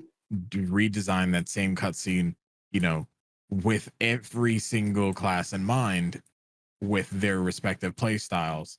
So this way, they don't have to do that. It's that's fair. I that my gripe's not with that. It's just I was just like I was like I guess it was just like Dalit said, preconceived expectations or whatever. oh yeah, And then but like the thing that pushed the knife in even deeper was, Ina's right next to me with a fucking gun. And I'm like, you couldn't have just copied you couldn't have just given me like a rifle. Yeah, it's just coming from 14 where they don't ever well, they very rarely show our characters like interacting in combat. Yeah. So it's just And draw when we weapon, do, charge at we draw our weapon, yeah. exactly charge at, and then fade to black. Whereas I imagine in this, at some point we're going to cut something in half if we already haven't, and I'm just forgetting. I so mean, yeah, no, like we're gonna have in full on anime cutscenes is what we're gonna have, or yeah, in game and anime cutscenes. in the Fantasy Star series, that's just a thing. Like your Yep. character actually in cutscenes engages in combat. Yeah. Um, so that's that never. I guess knowing that it didn't bother me. To a lot of people, I completely understand the sake of immersion because you're just like, oh yeah, man, I'm about to throw this goddamn. I'm about to punch this dude in the face because I got knuckles. I'm playing fighter, Yeah. PogChamp, and I don't. Pull out a great sword. You're just like, I, where the fuck did I pull that from?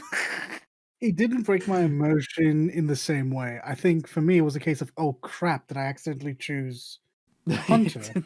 Yeah. Oh, I meant to pick Ranger. And then it switched over. I was like, oh, okay, that's just what they're doing for cutscenes, whatever. I don't actually care. So long as I get it, so long as like the cutscenes are there and happen. Yeah. Yeah, It didn't even occur to me that might have been a glitch or anything. I just took that as, yeah, that's probably just what they do. And this isn't story based, but uh and it's not even a gripe or whatever. I was just wondering the decision making on this one. So I'm playing with the English voices, all right? I'm And sorry. and I mean they're not that bad. I mean I've They heard are worse. that bad. I No, don't think so. okay. It's What I mean, literally what I without do getting to get specific. paid. yeah. I They mean, are Dalit's a awful. voice actor. Dalit's a voice actor, so he's elitist when it comes to like Like, I voices. All don't right. care about their actual voices. I just want to shoot the director. I don't have too Keep much of a doing problem. that. I'm like they're okay, to my ears they're okay. But if you play with the English voices, you don't get an announcer. So when And that's PSE just a burst bug. comes up, that's a bug. That's just a bug because it's meant to. Okay. It's meant to be happening for both. Yeah, that's just a bug. Okay. All right. Because I'm like in the Oh, Japanese version she speaks in English, so it wouldn't even matter.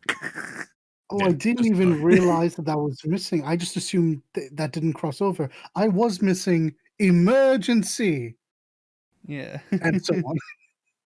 Yeah, Okay. now it's a female voice actress that does the announcements, which I actually it was daunting at first. Like, I was like, what the hell? But then like it grew on me. No, I like the voice. Is I it just the don't same hear voice it in that does? English. I just Is it, don't hear it on my client. is it the same voice that does the announcement for the emergency missions, the No, urgent missions, rather? No, No, it's it's no. someone different. else. All right. She sounds more European. I'm In sorry. this one. Yeah. Yeah, Yeah, she's got a more European accent to her speech. There are many Um, countries in Europe. I don't actually know what you mean okay, by that. Western European. She's got a more Okay, Western European accent. I guess. Yeah, you know what Sure. I mean. Yeah. No, Okay. but I'll allow Yeah. you to get out of this one. It was somewhere in England or like in the United Kingdom, like type I'm of just saying like Spain, yeah, France, England, I Ireland, know, I know. Scotland. Those are my only like questions that I mean, um, I wanted to. So before NGS came out, um, I don't know if I was interpreting this incorrectly but there was a confusion that Sega said that they were going to continue supporting base PSO2 for a while NGS was out, Oh. Yeah. but there was a big snuff where they took that back. Oh, So really? it wasn't that they took it back. So basically what wound up happening is we knew that there was going to be no new content that was going to be released for the game. Like there was nothing brand new that was ever going to happen. We knew that. Yeah. But we still assumed like some of the base functions were going to be there, like login rewards. We thought that the game would still be, supported to introduce the player base to base PSO2. But the big snuff came from was not that they are removing support from it, it's they basically put it on autopilot mode, which that's kind of the actual problem, because now anybody who even wants to go back to play base PSO2, it's if blocks are full, they're full, and that's actually a problem. If the game's also progression was tied to urgent quests, so them being random now is hurtful to the game. Oh yeah, they're right? not And scheduled to just random now. Yeah, so you have that, and then you also have there was something else, like the removal of like certain like of the base systems, and I forget which ones. I haven't made a video on it, but I forget entirely which ones were completely removed offhand. But basically a lot of these things didn't need to be, like, I don't think they should have removed them as early as they did, because now people who want content find it more difficult to go back to base PSO2 over playing NGS, right? Yeah. Because now it's just like, all right, there's less of a reason to go back to base, and that's I know that that's intentional. They want Yes. NGS to be kind of like the future of the game and stuff like that, but it's Enjoying the video? Remember to like and sub. Helps out the channel a bunch, and we're grateful for everyone we get. It kind of just just- kills the game outright. yeah, it's just kind of like a slap in the face, because it's like we enjoyed what we had. Like there was HTPD, which is Hatred, True Profound Darkness, which is like one of the harder instances in the game that was then just released, and now we have to worry about that being randomly scheduled, and that's a problem, because there's no announcements in NGS for base PSO2 urgents. I am real curious as to why they've opted for a random take for them in general, whether it be I for NGS or not. Oh, Because and it just strikes me as more convenient for everyone involved if they're on a known schedule. so they technically are on a known schedule. Is every 2 to 4 hours they have, so beginning from the 2 hour mark after the previous urgent, they have a chance of spawning on the hour. So at a max of like 4 hours, give or take, right? Okay. Sometimes it could be 6, depending on if it's peak hours and whatnot. And that's not really the issue, because the reason why is they're literally no longer tied to progression. Like somebody who never wants to do an urgent in the day in their life, you can completely skip every single urgent and just grind the game out, and still not be at any disadvantage. And that was the purpose of putting it randomly, because before you had to progress in urgent quest. The only way to get the newer gear, the only way to get the best fixes, the only way to do anything was to participate in urgents, which eventually wound up killing the rest of the content in the game. Okay, Because I see what they've done then. But base Yeah, PSO still runs off. Oh, You still yeah. you still need to do urgent quests to get. And I And understand them that's the not wanting to problem. have two different systems, but Yeah. God, damned if you do, damned if you don't. Yep. So it's kind of like I completely understand where they went with it. I'm not opposed, but I am bothered by. It's kind of just Sure. how it goes. Yeah, sure. Understandably so.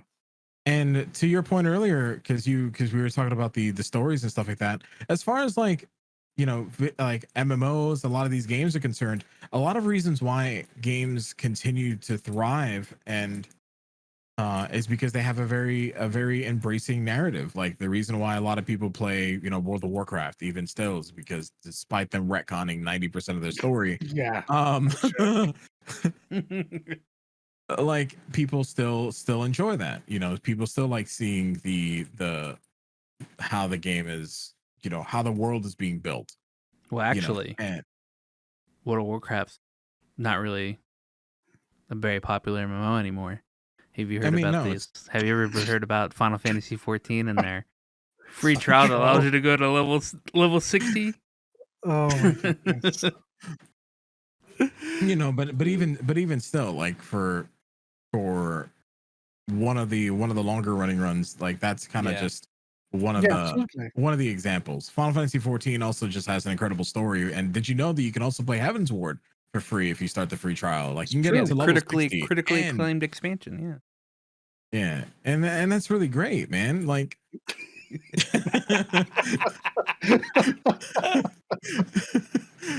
Oh my Yeah. goodness. but Thank you for indulging him in that. I wasn't going to. I play the game and I wasn't going to. I made a PSO2 version of that meme, so I had to. Fantastic. Wait, Aqua, did you link that the other night? I forget. No, I don't I don't think I did link that the other night. I posted think the it one was a Twitter post at some point.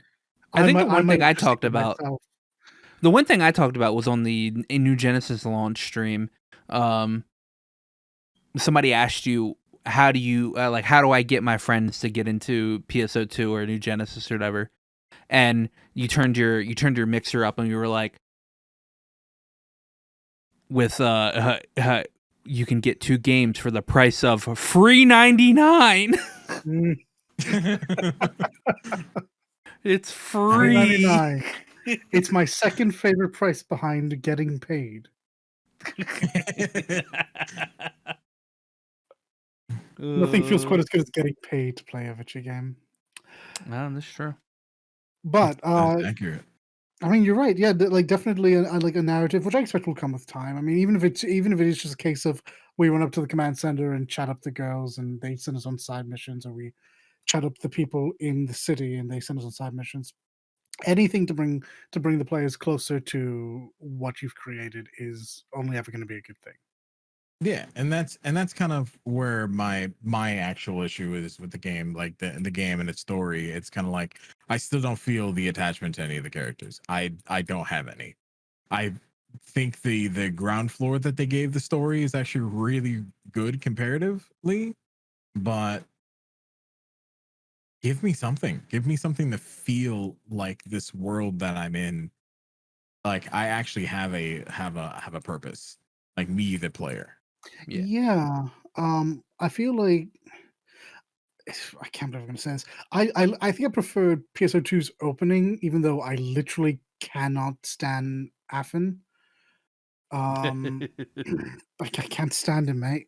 Mate, mate, mate, mate, mate, mate, mate, mate. Um, but the idea of you're a rookie, you're thrown in, and then boom, suddenly you have to get really good because there's a bloody invasion coming. Somehow, because I have all these characters around me that I'm working alongside and who are rooting for me, felt a lot better than having Ina and the other one. I don't remember her name. Turn up and say, "Yeah, okay." Manoa Despite man. despite legitimately being there when Dark Faust turns up and like literally obliterates a small town, I was like, I just don't care. Sorry. Like, I don't know if this is just a case of newbie saves the world again, but like it felt better when I just felt like I was a cog in the machine that was growing to be special instead of Oh, we're the survivors. We're special by default. I didn't even get that. when I started the story, I was like, yeah, in the end, like Ina and fucking Man, and they're dope as hell. And then here I am. I just who am I? Yeah, I'm also here. Thanks. Garo was like, we don't know exactly who the dolls are. Blah blah blah blah blah. All right, cool. This is a good conversation. Anyway, moving on. You're with us, right? Yeah, I guess I have no choice. You know, what else am I gonna do? I just fucking crash landed on this planet. Might as well. I guess I'll just crawl into my pod, yeah, and you can just send me out to sea. I feel like they might have ended the prologue a little too quickly, because like I'm like level 11, and if I beat this quest at level 11, I beat the story. So I have 9 levels to get my main to 20, and then I have like 11 levels to get my subclass, and then obviously the other classes to 20. But like I feel like they could have maybe extended it to be almost 20 before, like around level 20 before they like ended the prologue. They could have thrown a little bit more in there. I'm actually surprised, given the way that the way that experience gain works in PSO2, that you're only level 11, because grouping up, popping buffs, and doing things together, I feel like I'm probably going to be 13, 14, maybe even 15 by the time I'm actually there. Unless I get like, a bunch of really good drops. My problem is I'm not really playing with people. You don't have to anymore, because the party buff that was originally in base PSO2, that's completely removed now. Oh, is it? I thought it was still in. Okay, well, never mind. What they did was they basically moved the party buff to the region mag system, right? Yeah. So long as the entire server is feeding the region mag, then suddenly you'll still get your buff, which honestly I'm okay with, but that only becomes a problem with population issues, or like certain times of the day where people are just AFKing a lot, so it's kind of like no one's feeding the region mag, so the buff's not always active. It's okay. Isn't the premium buff tied to eating food? Yeah, the premium buff's now also tied to eating food. Yeah. I don't know. Now that you've said it, I don't know that I like the region max system anymore. I think I like having regular max, honestly, and I hated regular mag. What I mean is, I prefer the concept of giving people a reason to interact with each other and do content. Though, admittedly, I guess content in this game would be running around in one of 3 zones.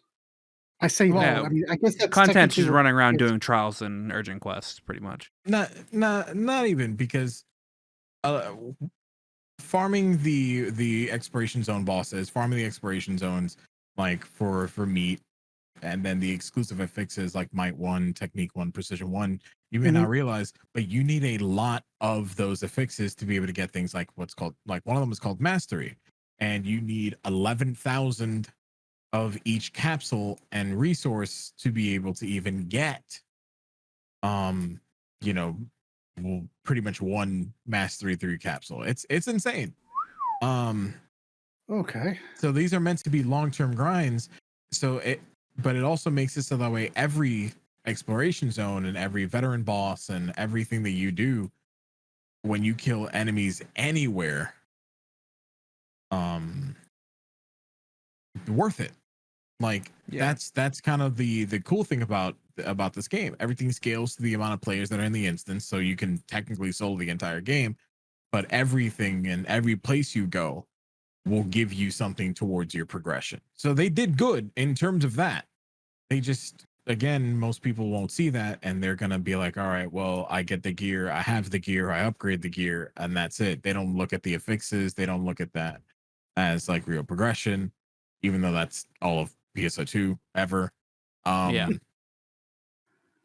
They don't see the the need in boss enemies, and there's just a lot of different things that you should be doing that attribute to the word content because it should give you infinite replayability. But without that lack of variety to break the monotony, that's where this game falls apart. So a year from now. I would say if anybody's looking to play Phantasy Star Online 2 New Genesis, the free-to-play game that's available on Steam, Xbox, and the Epic Game Store, as well as the Xbox Series, family of consoles, then So you would. if you're in Japan. True. I would say wait till winter, because at least that point the game has all the variety that's pretty much already going to be there.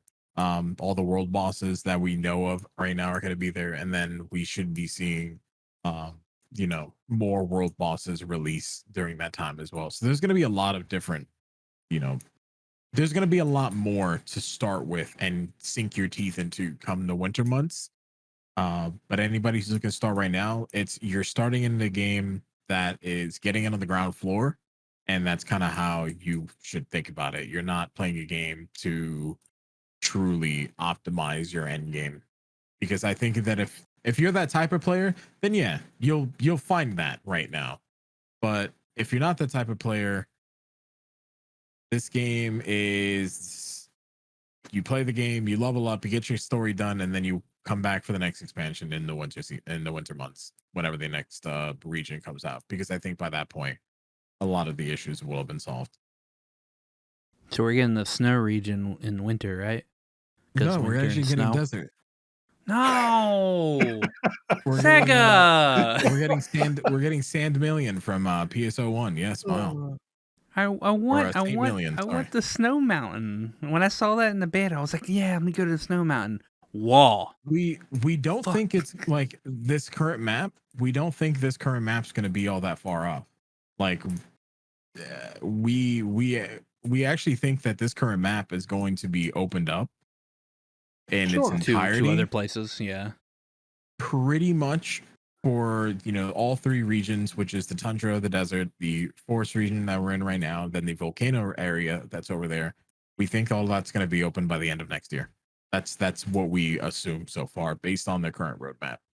So the end of this year is the tundra. Sometime. No, the end of this year is the desert. The desert. Sometime the first third of next year will be the second biome, and the end of next year being the third. Is what you all have pegged. That's kind of what I'm assuming right now, because I doubt that they're going to have longer,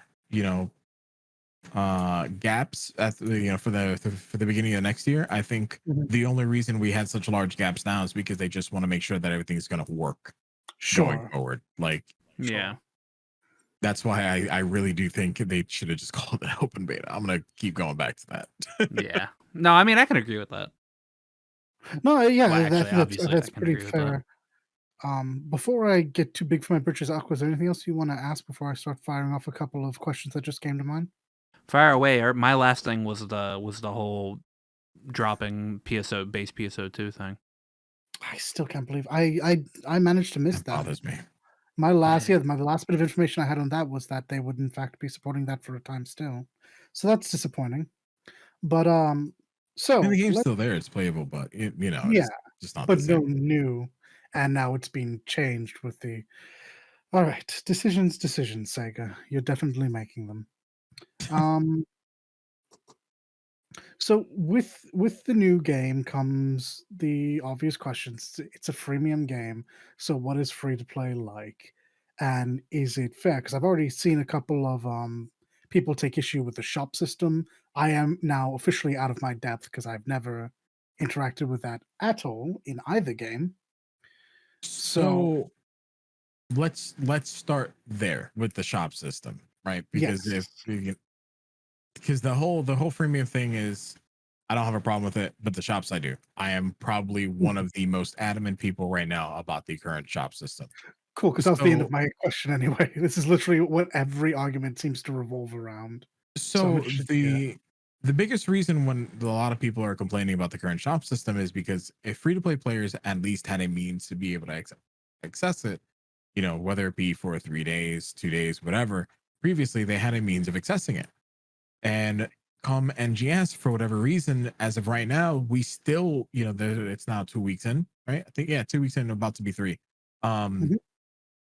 We're still going to be 3 weeks in, and we don't know when free-to-play players are going to be able to access the shop. And it's harmful not to the paid, the paid community. It's harmful to the entire community, because anybody who wanted to buy something that's on the market, they're like, all right, well, now you kind of have to just you're shit out of luck, right? If, let's say, you, the free-to-play player, have the item that the premium player wants. For example, a lot of people are looking for things that have the preset skills, like fixes level 1 through 5 for attack, termina, and I forget the name of the other one for weapons. So people are currently sitting down and they're like, all right, well, there's not enough of them on the market, and that's more than likely because it's the free-to-play players with no shop access that have them. They want to sell it, they can't. We want to buy it, we can't. It just, even though the economy's completely fucked right now because it's a very early game with a limited drop pool, that's going to change as soon as the gigantic spawn next week, as soon as there is a another, as soon as braver ones are coming out, the drop pool that increases. There's going to be a lot of reasons overall why free-to-play players should continue to have access to the shop, right? Selling their capsules, selling their, their resources doesn't harm anybody. It only benefits everybody. Whereas going back to base PSO2, that was never an issue. You did fun. Some people want to say it's still locked behind this thing. No, because you basically played the game and you were able to get access to fun, which would then give you access to the premium shop pass, even though it was tied to RNG and the fun scratch. Oh Now, god, that's what it was. I knew there was a currency missing. Right, fun's gone. It's all AC Yeah. and star gems. yeah, fun does not exist in NGS, Smile. That's a Alright, fucking sentence. That's a I didn't sentence. realize what I'd set myself up for. That's actually an official statement that they put on their Oh website as well. no! Don't. You can't. It's one thing if I don't see it. Tweeting that. You can't do that, Sega. Come on. Oh, It's just it's funny because out of context, holy it's like, crap. oh wow. That is astounding. How did no one catch that? Tweeting Oh, they that. did. Oh, they did. Tweeting that. Fun does not exist in NGS. Smile. Oh. Man, thank you for that. I needed that. Didn't know I did. I absolutely did. Yeah, so like that's kind of where that lies, right? And it prevents a lot of free to play players from being able to do things like play the market and do things that natural free to play players would do. I understand a lot of the reasons as well. It's because this game does have a very heavy problem, especially in both versions, with real money trade, and they're trying to put an end to that. But I don't think limiting the player base behind a lot of these issues, I don't think stopping them from selling things is going to stop RMTs, because that's not how they're getting their money. That's not what they're doing. Nah. So it's kind of like they have noble intentions, but they missed the mark. Yeah. I hadn't considered that they had obviously done this for RMT, but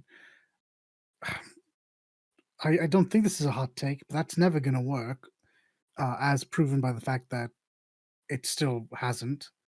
And older, more established games have tried, and they're still failing that battle. See, I like, when I think about RMT, I think about Jeff Goldblum, right? I'm sorry? Why? RMT finds a way. Oh. Okay. All right, fair play. That's not quite where I thought that was going. That was that. All right. Like life, RMT finds a way. And that went there. Yep. Whew. Like, I understand putting stops on wanting like on RMT, but there's a point in time where like you've done as much as you can, and if what you're doing is also hurting your actual player base, then I don't think it's worth it. No, absolutely not. I really don't think it is either, and I think that's why it needs to have some sort of way for them to address it like immediately. Yeah. It might actually still be there. It might be tied to the daily login bonuses, but we can't see that far into the future because you can only see 7 days of the daily login bonuses. Yep. So it's kind of like, So currently free-to-play players have the one free scratch a day and no means by which to do anything with it. I mean, Yep. the one free scratch is SG anyway, so that's not tradable. That's right. Never mind. Yeah, you can't trade your SG stuff. So I have a bunch of stuff that I Huh. was like, oh, I'll keep, or I'm not You gonna. trade them for Star Gem badges, and that's actually a really good thing again for free to play players because you get augmentation aid and stuff like that from them. But again, it's just a problem they need to fix. It's not, these things aren't game breaking. They just need to fix how certain things are implemented now. And once they do, I think the free to play game market will, for this game will actually just skyrocket. I think it'll boom. Sure. I mean, base PSO2 boomed, and I know a lot of people played base PSO2 for free. They didn't buy premium, even though I feel like buying premium in base PSO2 and or New Genesis feels a little bit like it's like one of those things where it's like you don't feel like you're paying to win, as you're just getting a bunch of stuff for an actual small amount of money. Yeah, it should be a convenience thing. And I guess the only thing that right now is I guess inherently pay to win is there is a bonus in, it's not even really fucking pay to win. There's a bonus in the AC scratches where you get a 20% augmentation aid. Yeah. And that's the only means of a 20% augmentation aid at the moment. I don't really think that's pay to win, like realistically, but do you really need that at the moment though? It could guarantee some of your late game fixes. Like when we start getting into things like the Gigantics next week, they have an 80% chance to pass. So you guarantee that on your piece of gear, and that will be like the end game fix. True, you could be unlucky and get fucked on that 20%.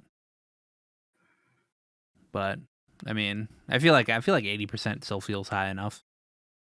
Yeah, and that's what they're hoping for, but they need to balance out free. Yeah. Mm. Yeah, true. 10% are free, so I don't know. I didn't get into base PSO2 endgame. I'm like level 60 something in that game. So I was never into the whole of augmentation, even though like when I attempted to do it throughout the leveling up process, I was like, this makes no sense at all whatsoever. And then in New Genesis, they're like, oh, you get this thing that you just go up to this counter and you're like, hey, I want to put this on my weapon or my armor, and then you just click the plus button and hit OK. I'm like, oh, you could have done that. You could have changed that throughout the 8 years you had PSO2. You could have changed it, but you didn't. Yep. Was there anything else you wanted to touch up on, Dalit? No, because you immediately hit on the second one, which was pay to win possibilities. Mostly because I just straight up didn't know and really gracefully transferred to that. So I mean, I feel like base PSO2 wasn't pay to win either, so because it didn't feel like I didn't feel like it was or whatever. I mean, usually those free to play games, you're like kind of like, this premium, and you look and see what you get in premium, and you're just like, oh, that's not bad at all. And then you're like, oh, I'm gonna get premium for a month. Yeah, it is again a bit harder for me to tell because I've never pursued this series to quite that extent, but premium, as I recall, got you some extra inventory spaces and maybe a couple boosts to That was my only guns. questioning on base PSO2. Man, you really want you to pay for inventory space, and I'm just like, Yeah, the only thing I have left to gripe about is I really, really wish they updated their UI, because their UI is still ass. I don't know. I feel like there has never been a game that I personally enjoyed that has like a good UI, because even Final Fantasy 14's UI to me is absolute garbage. I just think that's the perpetual state of MMOs. They're always convoluted every single time. Yeah. Yeah, I mean, yeah, you could very well be right about that, because there isn't one I'm 100% happy with. But boy, oh yeah. boy, I have to be honest with you. PSO2 and New Genesis is pretty low on my list still. Might be above WoW now though. It's definitely above Maybe. WoW. I don't like. I've never liked WoW's UI. I like Okay, 14's well, too bad. UI mainly because I can move everything in 14's UI, and I'm just like, I can situate everything to where like it makes sense to me or whatever. PSO2's UI, I understand it. And that's like all I really need to do is understand it. I don't have to like it. I just understand it. Yeah, and I'll definitely get that. I can traverse it. I just I really wish they had just I can't even say fix it, because I don't know what they would have done to fix it. I know what I need to Oh, do. I need to get a controller because I I I hated playing PSO2 on keyboard and mouse, and I hate playing New Genesis on keyboard and mouse. I So have a controller. I prefer it for my fighter because I think it just feels more natural. It feels like playing a fighting game again. But also at the same time, I hate moving along my palettes. I would much rather just be able to tap through on my keyboard, and there are plus and they're just some things that you have to give up for that. But yeah, I I don't mean, I mind definitely that. It's just base like controls wise, one of your dodges is set to the scroll wheel, but also swapping your weapons is set to the scroll wheel as well, and it just kind of feels sounds like you need to touch up those keybinds. That Yeah, yeah. sounds I awful. think that's a you thing, but because I don't Yeah, It's have just that. yeah, I I My don't. don't know. dodge I my just don't know dodge is where to. actually by default X. So I Yeah, don't know. Do Well, I same. mess? no. Dodge is by default X or whatever. Oh, But you're like playing a ranger, right? You're yeah, talking about your I'm playing weapon a action. gunner. The Yeah, my weapon weapon action, yeah. weapon action is set to scroll wheel. That's what I mean. Yeah, Yeah, I you haven't picked can. up gunner yet. I went ranger, not Tekka. Ranger, what's the other what's the caster of this game again? Forcer, I've just force. Force. Yeah, I went Yeah, Ranger Force just for the PP regen. Um I might switch off that. We'll see. But yeah, so I don't know.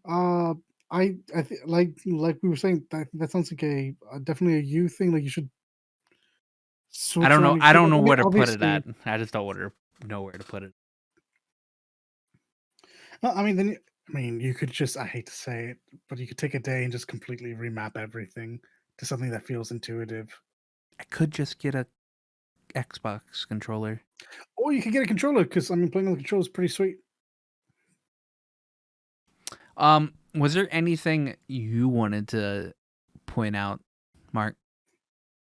Um, no, I guess like Phantasy Star Online 2 right now is just gonna have a lot of it's gonna have a lot of growing pains, right? With Yeah. everybody who wants to play the game right now, everybody who's looking to start playing the game, uh, this is a game that if anybody has been around the MMO genre for a very long time, you will immediately see these growing pains. These will be very, very blatantly apparent. Um, but if you were to consider the state of a lot of MMOs that are launching nowadays, or elite, like a lot of action RPGs that are launching nowadays, um, that are that have long term success, then you really have nothing to worry about when it comes to New Genesis. This is going to be a game that will have the longevity. It's just this short term that's going on right now is, even by my standards, incredibly rough. and I did not assume that it was going to be this rough. But that's not a bad thing, because the foundation is infinitely better than a lot of games that have launched in the most recent days. And for a game that was completely developed, for the most part, not completely, half of it was developed in during COVID. That's actually a impressive way to think about it. Like, this game was almost entirely developed during COVID, and Yeah. this is the product that they were actually able to put out. Buggy as the launch was, whatever happened, it happened. This is still a good product. Yeah, I can agree with that. I mean, like I say, it's better than Dark Alliance, which is, again, is not hard to do at this moment in time. It's But so disappointing. oh, Dallas showed me the video earlier today that Skillet made for Dark Alliance, and I could not believe. Like, I was like, how do you put out a game that's worse than Godfall? Ralph, why are you doing this to me? Yeah, I Like, don't know, man. the game was just At least it's free on Game Pass, right? Not worth the bandwidth. hey. Yeah, no, yeah. Ralph says not worth the bandwidth, not worth the space on your hard drive. Oh. Also, Game Pass isn't free; it's $15. So you have at least put $15 into this game. I mean, I already have Game Pass for everything else, so it's like, you know what? It's true. After I complete, because I'm gonna be doing a Tales of like marathon, all the way up until it rise. After I do that, I'm subscribing back to Game Pass so I can play all the Yakuza games. Well, that's for me. I have a lot of hopes for this going forward. I want this to be better. I want this to be turn into a game that I feel more affection to than the base game. And I don't dislike base PSO2 at all. I want this to be, because I've forgotten it's already a game that I can kind of attach myself to in some way for a bit. We'll see if that happens. I expect it so. I expect them to get over this rough patch in the next couple months. So Yeah. he's looking forward to it. I plan to pick this game up every. My summer into fall is incredibly busy, so I feel like it's probably it's going to be hindering my my ability to grind as much as New Genesis really wants people to grind in. But I will. I'm going to touch on that real quick, because this game doesn't really want people to do the heavy grind. It doesn't. I agree. I very much agree. I think this is a game, especially with all the changes we've heard, that is very much I a can agree case with of- that too. I was able to shoot up to, like, because I was like 900 and something battle power. Within like an hour, I was able to shoot up to above 1100 to get into that quest. I just, like, obviously that quest is just super hard, so I'm just thinking, like, maybe they don't want you to be at 1100. Maybe they want you to be a little bit higher than this. Well, we know that in order to do the tier 2 stuff on the world map, you need to be 1184. So Yeah. 1100 probably isn't asking too much to beat the game at, unless it's I literally. mean, you gotta asking you have to know what you're doing, because like I can get through like halfway through the red phase of the boss. It's just they snapshot you at the beginning of the first phase of the boss, so I have to go through the beginning of the first phase to get all the way to the second phase. I believe in you, Aqua. You can do it. Yeah, hashtag one day. I plan on giving it a little bit more love this week. If anything, I want to pop back into old PS2 and grab a couple of costumes if I can. I just need my military bot back. You what, Mark? I was gonna say, old PSO2 outfits, they're just expensive now. So Yeah. That's so. I was so banking on that being the reverse. I should have known better. My friend made a crap ton of a setup before NGS came out, and so he bought me a costume that I like an outfit that I wanted, and then I was just able to transfer that over to New Genesis. So now I look really cool in New Genesis. I just suck shit. So that's fine. That's fine. But I didn't even really want the costume. It's fine. glamour is the true end game anyway. No, nonsense. Nonsense. I'm just here to shoot things and Same. cry. Honestly, I'm here to look cool while shooting things. Yeah. With So I my mean, I plan twin on machine playing gun. throughout the week, still having a good time. I am actually genuinely enjoying Ranger. I played through the beta on Fighter. I still enjoy that, but I have learned that I'm a little careless on melee still, where Ranger and Gunner gives me a little bit more leeway on being stupid. So Oh, Ranger in this Force. yeah. In this type of in our usual podcasts, we ended off with like what we're probably going to be doing in the next week. So what are you going to be doing in the next week, Mark? I mean, for the next week, we're gonna be, messing around with the Gigantics and Phantasy Star Online 2, and then we're at some point. I'm hoping it actually starts to die down, like because I'll be caught up on everything. I hope that we'll be able to. I hope that I'll actually be able to get back in the trail series because I want to get that done and caught up with. Then I also I want to agree. start. Yeah, boy. I Yeah, want to boy. start finishing up some of the games that are like in my backlog because I have way too many and I want to get them done and over with. That's it. Welcome to the podcast. One would say perpetual. Important question since you've brought up the Trails games. Who's the waifu? You There know, are correct answers here. That's Yeah, all I'm saying. there are correct answers here.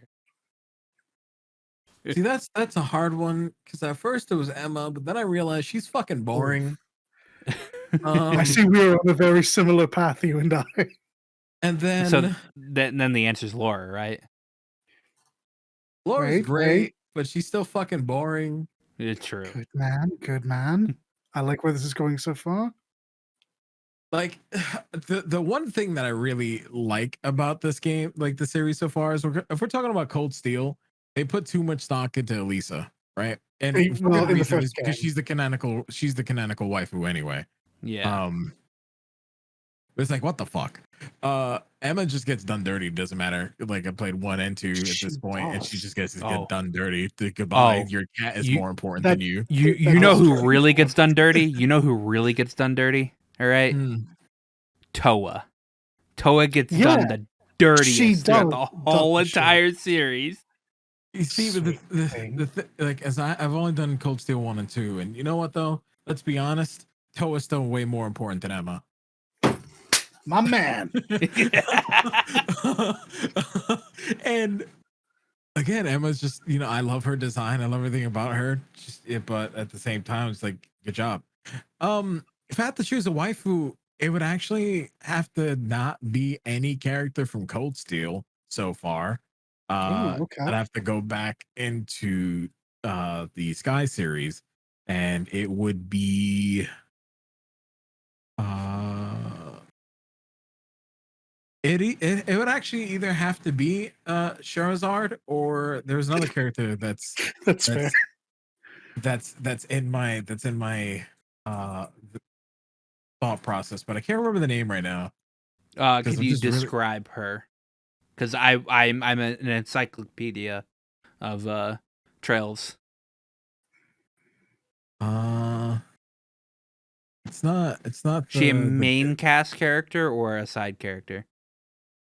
It's a side cast character. It's not the derpy pilot girl. It's not her. Kilika? Yeah, yes, that's the one. Kilika honestly would have to be up there, to be honest with you, because she's just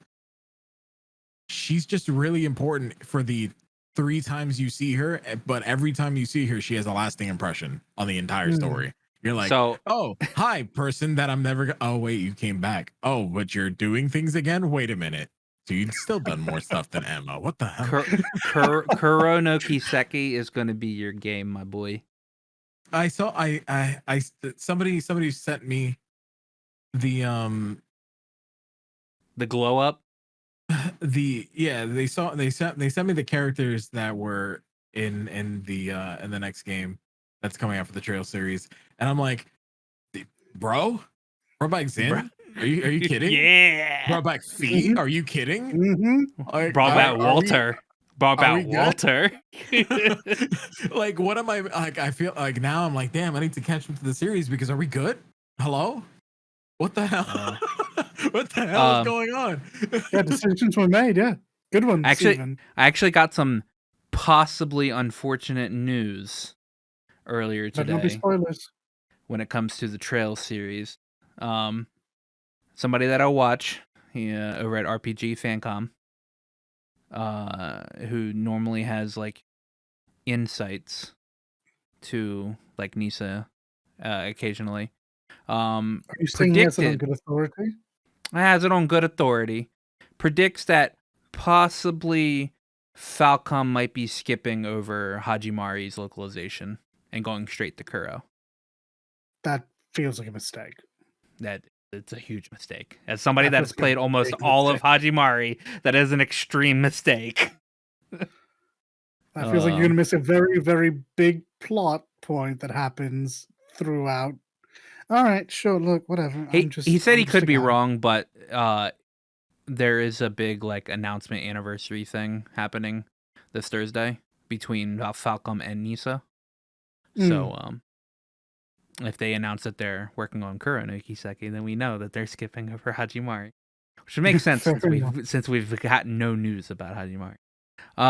Yeah, play Cold Steel 3 and 4, man, my dude. I mean, as soon as I'm able to, I'm doing Crossbow next. Man, God bless You know, Geofront. that's the God right bless call. Geofront. Fucking God bless them, because they carry this series 100%. They put so much work into Zero and Al. It's ridiculous. Yeah, no, you'll have fun with Crosswell. Crosswell's really good. And Yeah, not oh, yeah. 100% needed for 3 and 4, but will make you It will appreciate help. 3 and 4. It will help you appreciate 3 and 4 a lot more. As a guy that imports most of his Kiseki games ever since 3, yeah. You'll definitely want Crossbow. Hell yeah. Man, I love Trails. Actually, the funny side tangent when it comes to Trails is I used to be super hard into Kingdom Hearts. All right, like my name's Aqua for a reason.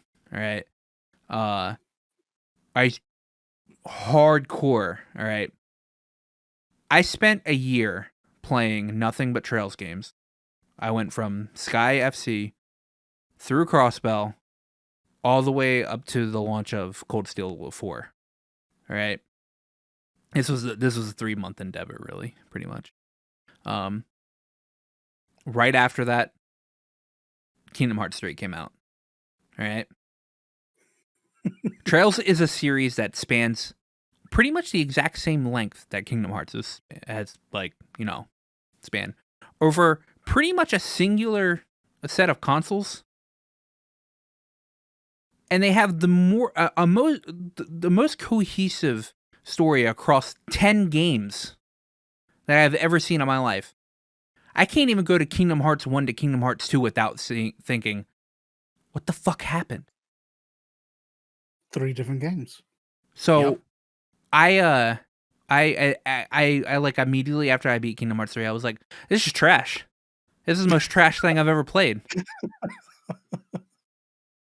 Like, I'm like, Oh, standards. Why do you have to go and, exist? I'm like, why? Why can't you have one writer for a video game series that I know they probably don't have the same writer for all of the Trails games, but I bet you they have a fucking encyclopedia where saying, if you reference this, if you reference this, it needs to be in this context. I'm pretty sure Kingdom Hearts is like, all right, dude, we got to make sure everybody plays every single game and buys every single like merchandise. Let's just throw the lore everywhere. It'll make sense eventually. We just need to put it everywhere. Did you see the Well, I mean, I don't know if you're a fan of Kingdom Hearts or not. The ending of Unchained, or yeah. yeah. I'm sitting here like, how the fuck do you put major fucking lore bombs in a mobile game like this? Are you kidding? I'm just glad that they already said that they're gonna remake it into a movie, kind of like how they did with Back cover. Yeah, so it's like, you know what? Fuck you. But at the same time, god damn it. Yep. Because Yep. it's a pretty big fucking lore drop. It's like, It's wow, if huge. you would have done this before, maybe people would like 3 a little bit more. All I'm saying is if they had just gone in order, this wouldn't have been a problem. No, because things being out of order, let's be honest, animes do that, and there's the Monogatari series that goes out of order. It's fucking great. True. There's True. the Index series, your Railgun, and Dude. again, This is fucking this is great. why I like this guy. This is why I like this guy. So that's not even a fucking excuse to go out of order. You just need a semblance of cohesiveness, and the game goes from this is the story here and this is how you're gonna go things. They put you too close into the eyes of the one character that you're playing. I think that's the problem. Yeah. Because everything else, when you start putting all of the lore everywhere and you start playing every single game, it makes sense in a way. But Yeah. again, there's just too fucking much. So when you play the mainline games, it's Sora, right? And you're like, Sora. okay, congratulations. But what about what's going on with Kairi? What's going on with all these other characters that are infinitely more important? I'm just so better plan. What if they just broke it up and like just instead of making it like 16 billion stories about Sora and 3 games about Aqua? No offense, Aqua. What if you just like had 1 game per major character? What if Everyone they else can just appear, stopped? but What if they just stopped? I don't know. Like I just think the story's so trash. I thought 1 was so good, and then they complicated it, and 2 was fine, I guess. But I thought 1 chain of memories and then into 2, they could have just stopped. They could have just ended it right there. But they didn't. And it's probably Disney going, we need more of that money. yeah, You know, you have rabid fan. Ooh, Like I hate the Kingdom Hearts fan base. Like, oh my god. I don't like the Kingdom Hearts fan base. They're pretty easy to ignore. My big thing is suddenly deciding, hey, this game that we literally sold as Square Enix meets Disney is just a Disney game now. Yeah, it is. It's Mm. literally just a Disney game now. I think it's also just because they had to appease their funders for that point. But I think the Square Enix bit will come back eventually.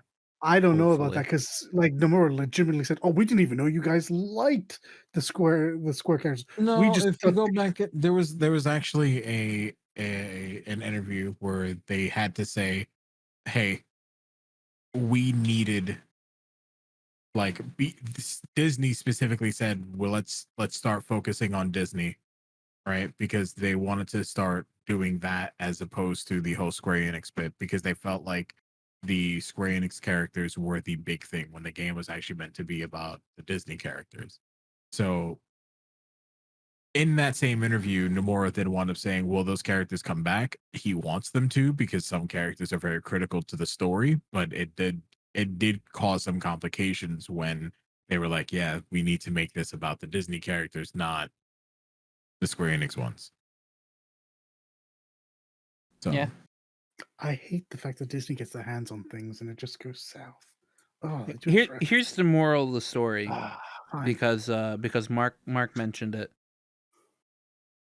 Dalit, watch the Index Railgun Accelerator. No, I'm out. Oh, I didn't know where it was going. I've watched the Index series, the first 2 seasons. Yeah, right? no, Railgun's better. I will acknowledge to you that I enjoy the series. I enjoyed the characters. I enjoyed Railgun. I enjoyed Accelerator. I enjoyed everyone, but I don't think I will actually. Thanks though. I like my series to be bite-sized. 13 to They are 26 bite-sized. episodes. They are bite-sized.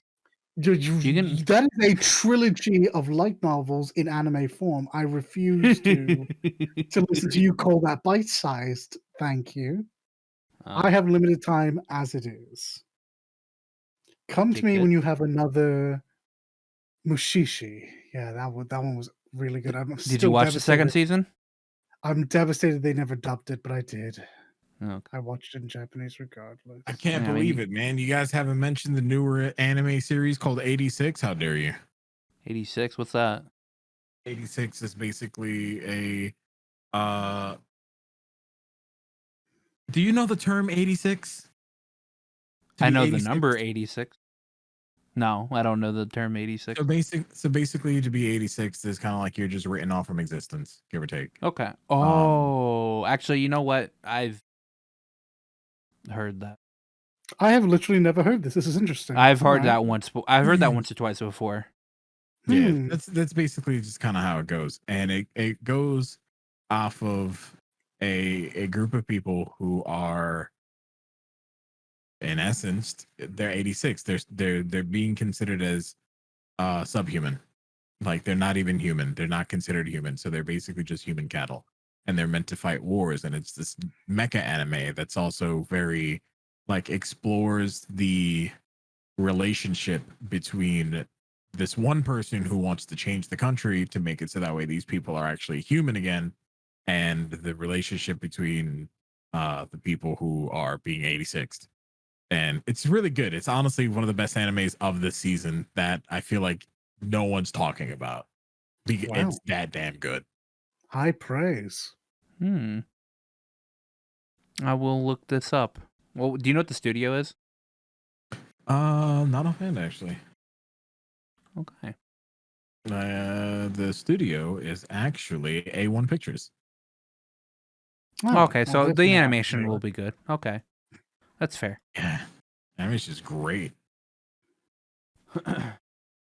Choice of music that they do for it as well, awesome, hands No, down. Cool. that's good. I need anime has to have good music. If it doesn't have good music, then it's kind of just shit. It's gonna be a 24 episode run or a 23 episode run, so you have quite a bit. I think right now it's still on like episode 10 or 11. So yeah, it's you got time to catch up. It's real good. No chance of it dropping off either. Thank God. Currently blitzing through. Thank God. I'm currently blitzing through Fairy Tail. So. Oh, you made a mistake. No, I didn't make a mistake. Fairy Tail is That's what my I've favorite. been saying. Fairy Tail is my favorite shonen anime. So God, and he's wrong. He just doesn't know he's wrong. no, man. No, Every opening's a bop. All right. The only and then it stops there. no. the only downside to Fairy Tail is that nobody dies. Through the power of friendship. That's the only downside to that anime. But season 1, and that would have been a much better anime. The story gets infinitely more intense later on. Yeah, So. and then they end it off with a shitty movie. Congratulations. Okay. Don't look to me for help. I'm on Marc's side. Okay. All right. Anyway, I'm gonna be playing 7 Remake this week a little bit, and wait a minute. Oh wait, Scarlet Nexus comes out on Friday, so It does. I'm going to be doing that a lot. Yeah, that'll be fun. Hopefully, get through that as fast as I can, so I can start my Tales marathon that I'm gonna be doing, which is like less of a marathon. It's only gonna be 4 games. I do have like a little like donation goal set up to like add Abyss's Graces to it, because I've got to reacquire Graces, and I've got to acquire a new controller for Abyss. But I am going to be playing the worst game in the entire series. But thankfully I bought the Neon Genesis Evangelion skins, so I can actually run through and have some fun in that game. Zestiria is the worst Tales game to have ever existed in the entirety of mankind. And that's my TED Talk for that. Well, I'm just waiting for what I'm really hoping to be the best Tales game to turn up. Arise. Yeah, it looks great. Listen, if they fuck up Arise, there's no hope for the series anymore. That's it. Let me tell you what, I've already got 2 sources on Arise at the moment that already say this is probably the best Tales game they've ever played. Because of just how it plays in general, like the combat. I'm in 100%. Nothing on the story, but the combat is hands down like better than Grace's. And Grace's is and that's fine. The best combat. The combats could be great as all day long, but they're JRPG. The story's got to be just as good. If the story bores the shit out of me, then unfortunately it just doesn't matter how good it is. Okay, I mean, what's your favorite Tales game? Let's be honest. It has to be, in terms of story, Exilia. All right. Well, I mean, there's the. It's hard to make a story like, you know, worse than Zestiria, and Exilia is about, you know, 3 times better than Zestiria. So if we're setting Zestiria as the low floor, then let's be honest, they didn't do much better with any of the other ones. More recently, after Vesperia, I think they just went downhill. Oh, I liked Vesperia. So we have to blame. But I do like Vesperia. Oh man, we could blame one person for that. Yeah. We can blame one person for that. Berseria, and his name was also good, but yeah, Berseria is great. Hideo Baba, he left after Zestiria, because his whole production management was shit, and that's why you saw a tank in quality after Vesperia. And I mean, you had like okay quality games. Like, I mean, Exilia 1 and 2 were pretty good. When Graces finally hit over to the PlayStation, it became good. It was on the Wii first, and I don't know why you would put a Tales game on the Wii. That's just dumb. They'd had success on Nintendo products before, that's why. But yeah, when Graces F hit PlayStation 3, it was good. I just think like Exilia, for the most part, the gameplay sucked. The story is phenomenal though. I don't know, man. I really liked it like a lot, but I mean, it's whatever. From what I've seen and what I've heard about Arise, it's gonna be good. I'm super biased. It gave me a woman in full armor and whatever the hell that half caster with a polearm was. It's actually a staff. Are amazing. Is it just a staff? It's not like a pole. It's not like a polearm or anything. It's like actually like it's like a caster staff. Is what it is. And it does get bigger. It gets bigger if you if you do like perfect dodges. Yes. Okay. So I saw it being used to melee as well. Actually, I wasn't sure how the magic worked. I saw those 2 characters. I was like, yeah, no, I'm in. Those 2 characters and the actual 2 protagonists. I feel real bad for the monk and caster. I don't care. Those other 4. I like the monk. 100%. I like the monk. Oh my goodness. Because I liked playing Jude. But I will say this: they gave me a lady with the big ass shield, and that's that's all I need. That's all I need. Anyway, what are you doing this week, Dullet? I mean, I'm still playing Guilty Gear. I'm still struggling with Eno, but I'm doing pretty all right at it. I enjoy it. Really good. I'll probably do some new Genesis stuff. Probably won't be the new content, no siree. But I'm still catching up. Besides those 2, Arknights, and that's it. It's finals week for me. I have to get through 2 different studio maintenance finals and my business presentations. So sweet. Sounds amazing. Anyway, Marc, thanks for indulging us in this. Hell yeah. Yeah, absolutely. Dude, where can actually find you? Yeah. 3 major places people can find me. You can find me on YouTube at youtube.com/KAOIJI. You can find me on Twitch at twitch.tv/MARC. And then you can also find me on YouTube, on Twitter with the same name, twitter.com/KOEG KAOIJI. So yeah, I don't know, I just like having conversations, man. It's just fucking just great. Yeah, I mean, you're like you're the first one that I've like went outside of my normal circle of people to grab on to the show. The last person we had actually knew about you. He used to watch during your mobile game and Warframe era. Mm-hmm. I don't know if you know him. His name's Evan Velez. Oh yeah. Yeah. Yeah, and then we had Labyrinth on like a couple of months ago with Sly, but yeah, you're like the first one I've actually like went outside my circle to grab. So thank you for. I generally don't like, just for anybody listening in, if it's about content, dude, we're all trying to make content. It doesn't matter. We're all trying to have a good time, make podcasts, do whatever the fuck we want. So yeah. I'm always down to help anybody out. That's just how it goes. The problem becomes when somebody demands your time. That's the problem. No. Why would you make time for me? Well, because you're an asshole. Sorry to say it. No, I was just like, hey man, you want to be on a podcast? It's a yes or no thing. If you say no, I'm like, okay, cool. I'll find somebody else. Yeah, but that's how everything should really be when it comes to like any content. Say, hey dude, do you want to go up? Yeah, let me see what my schedule's like. Yeah, dude, I'm good.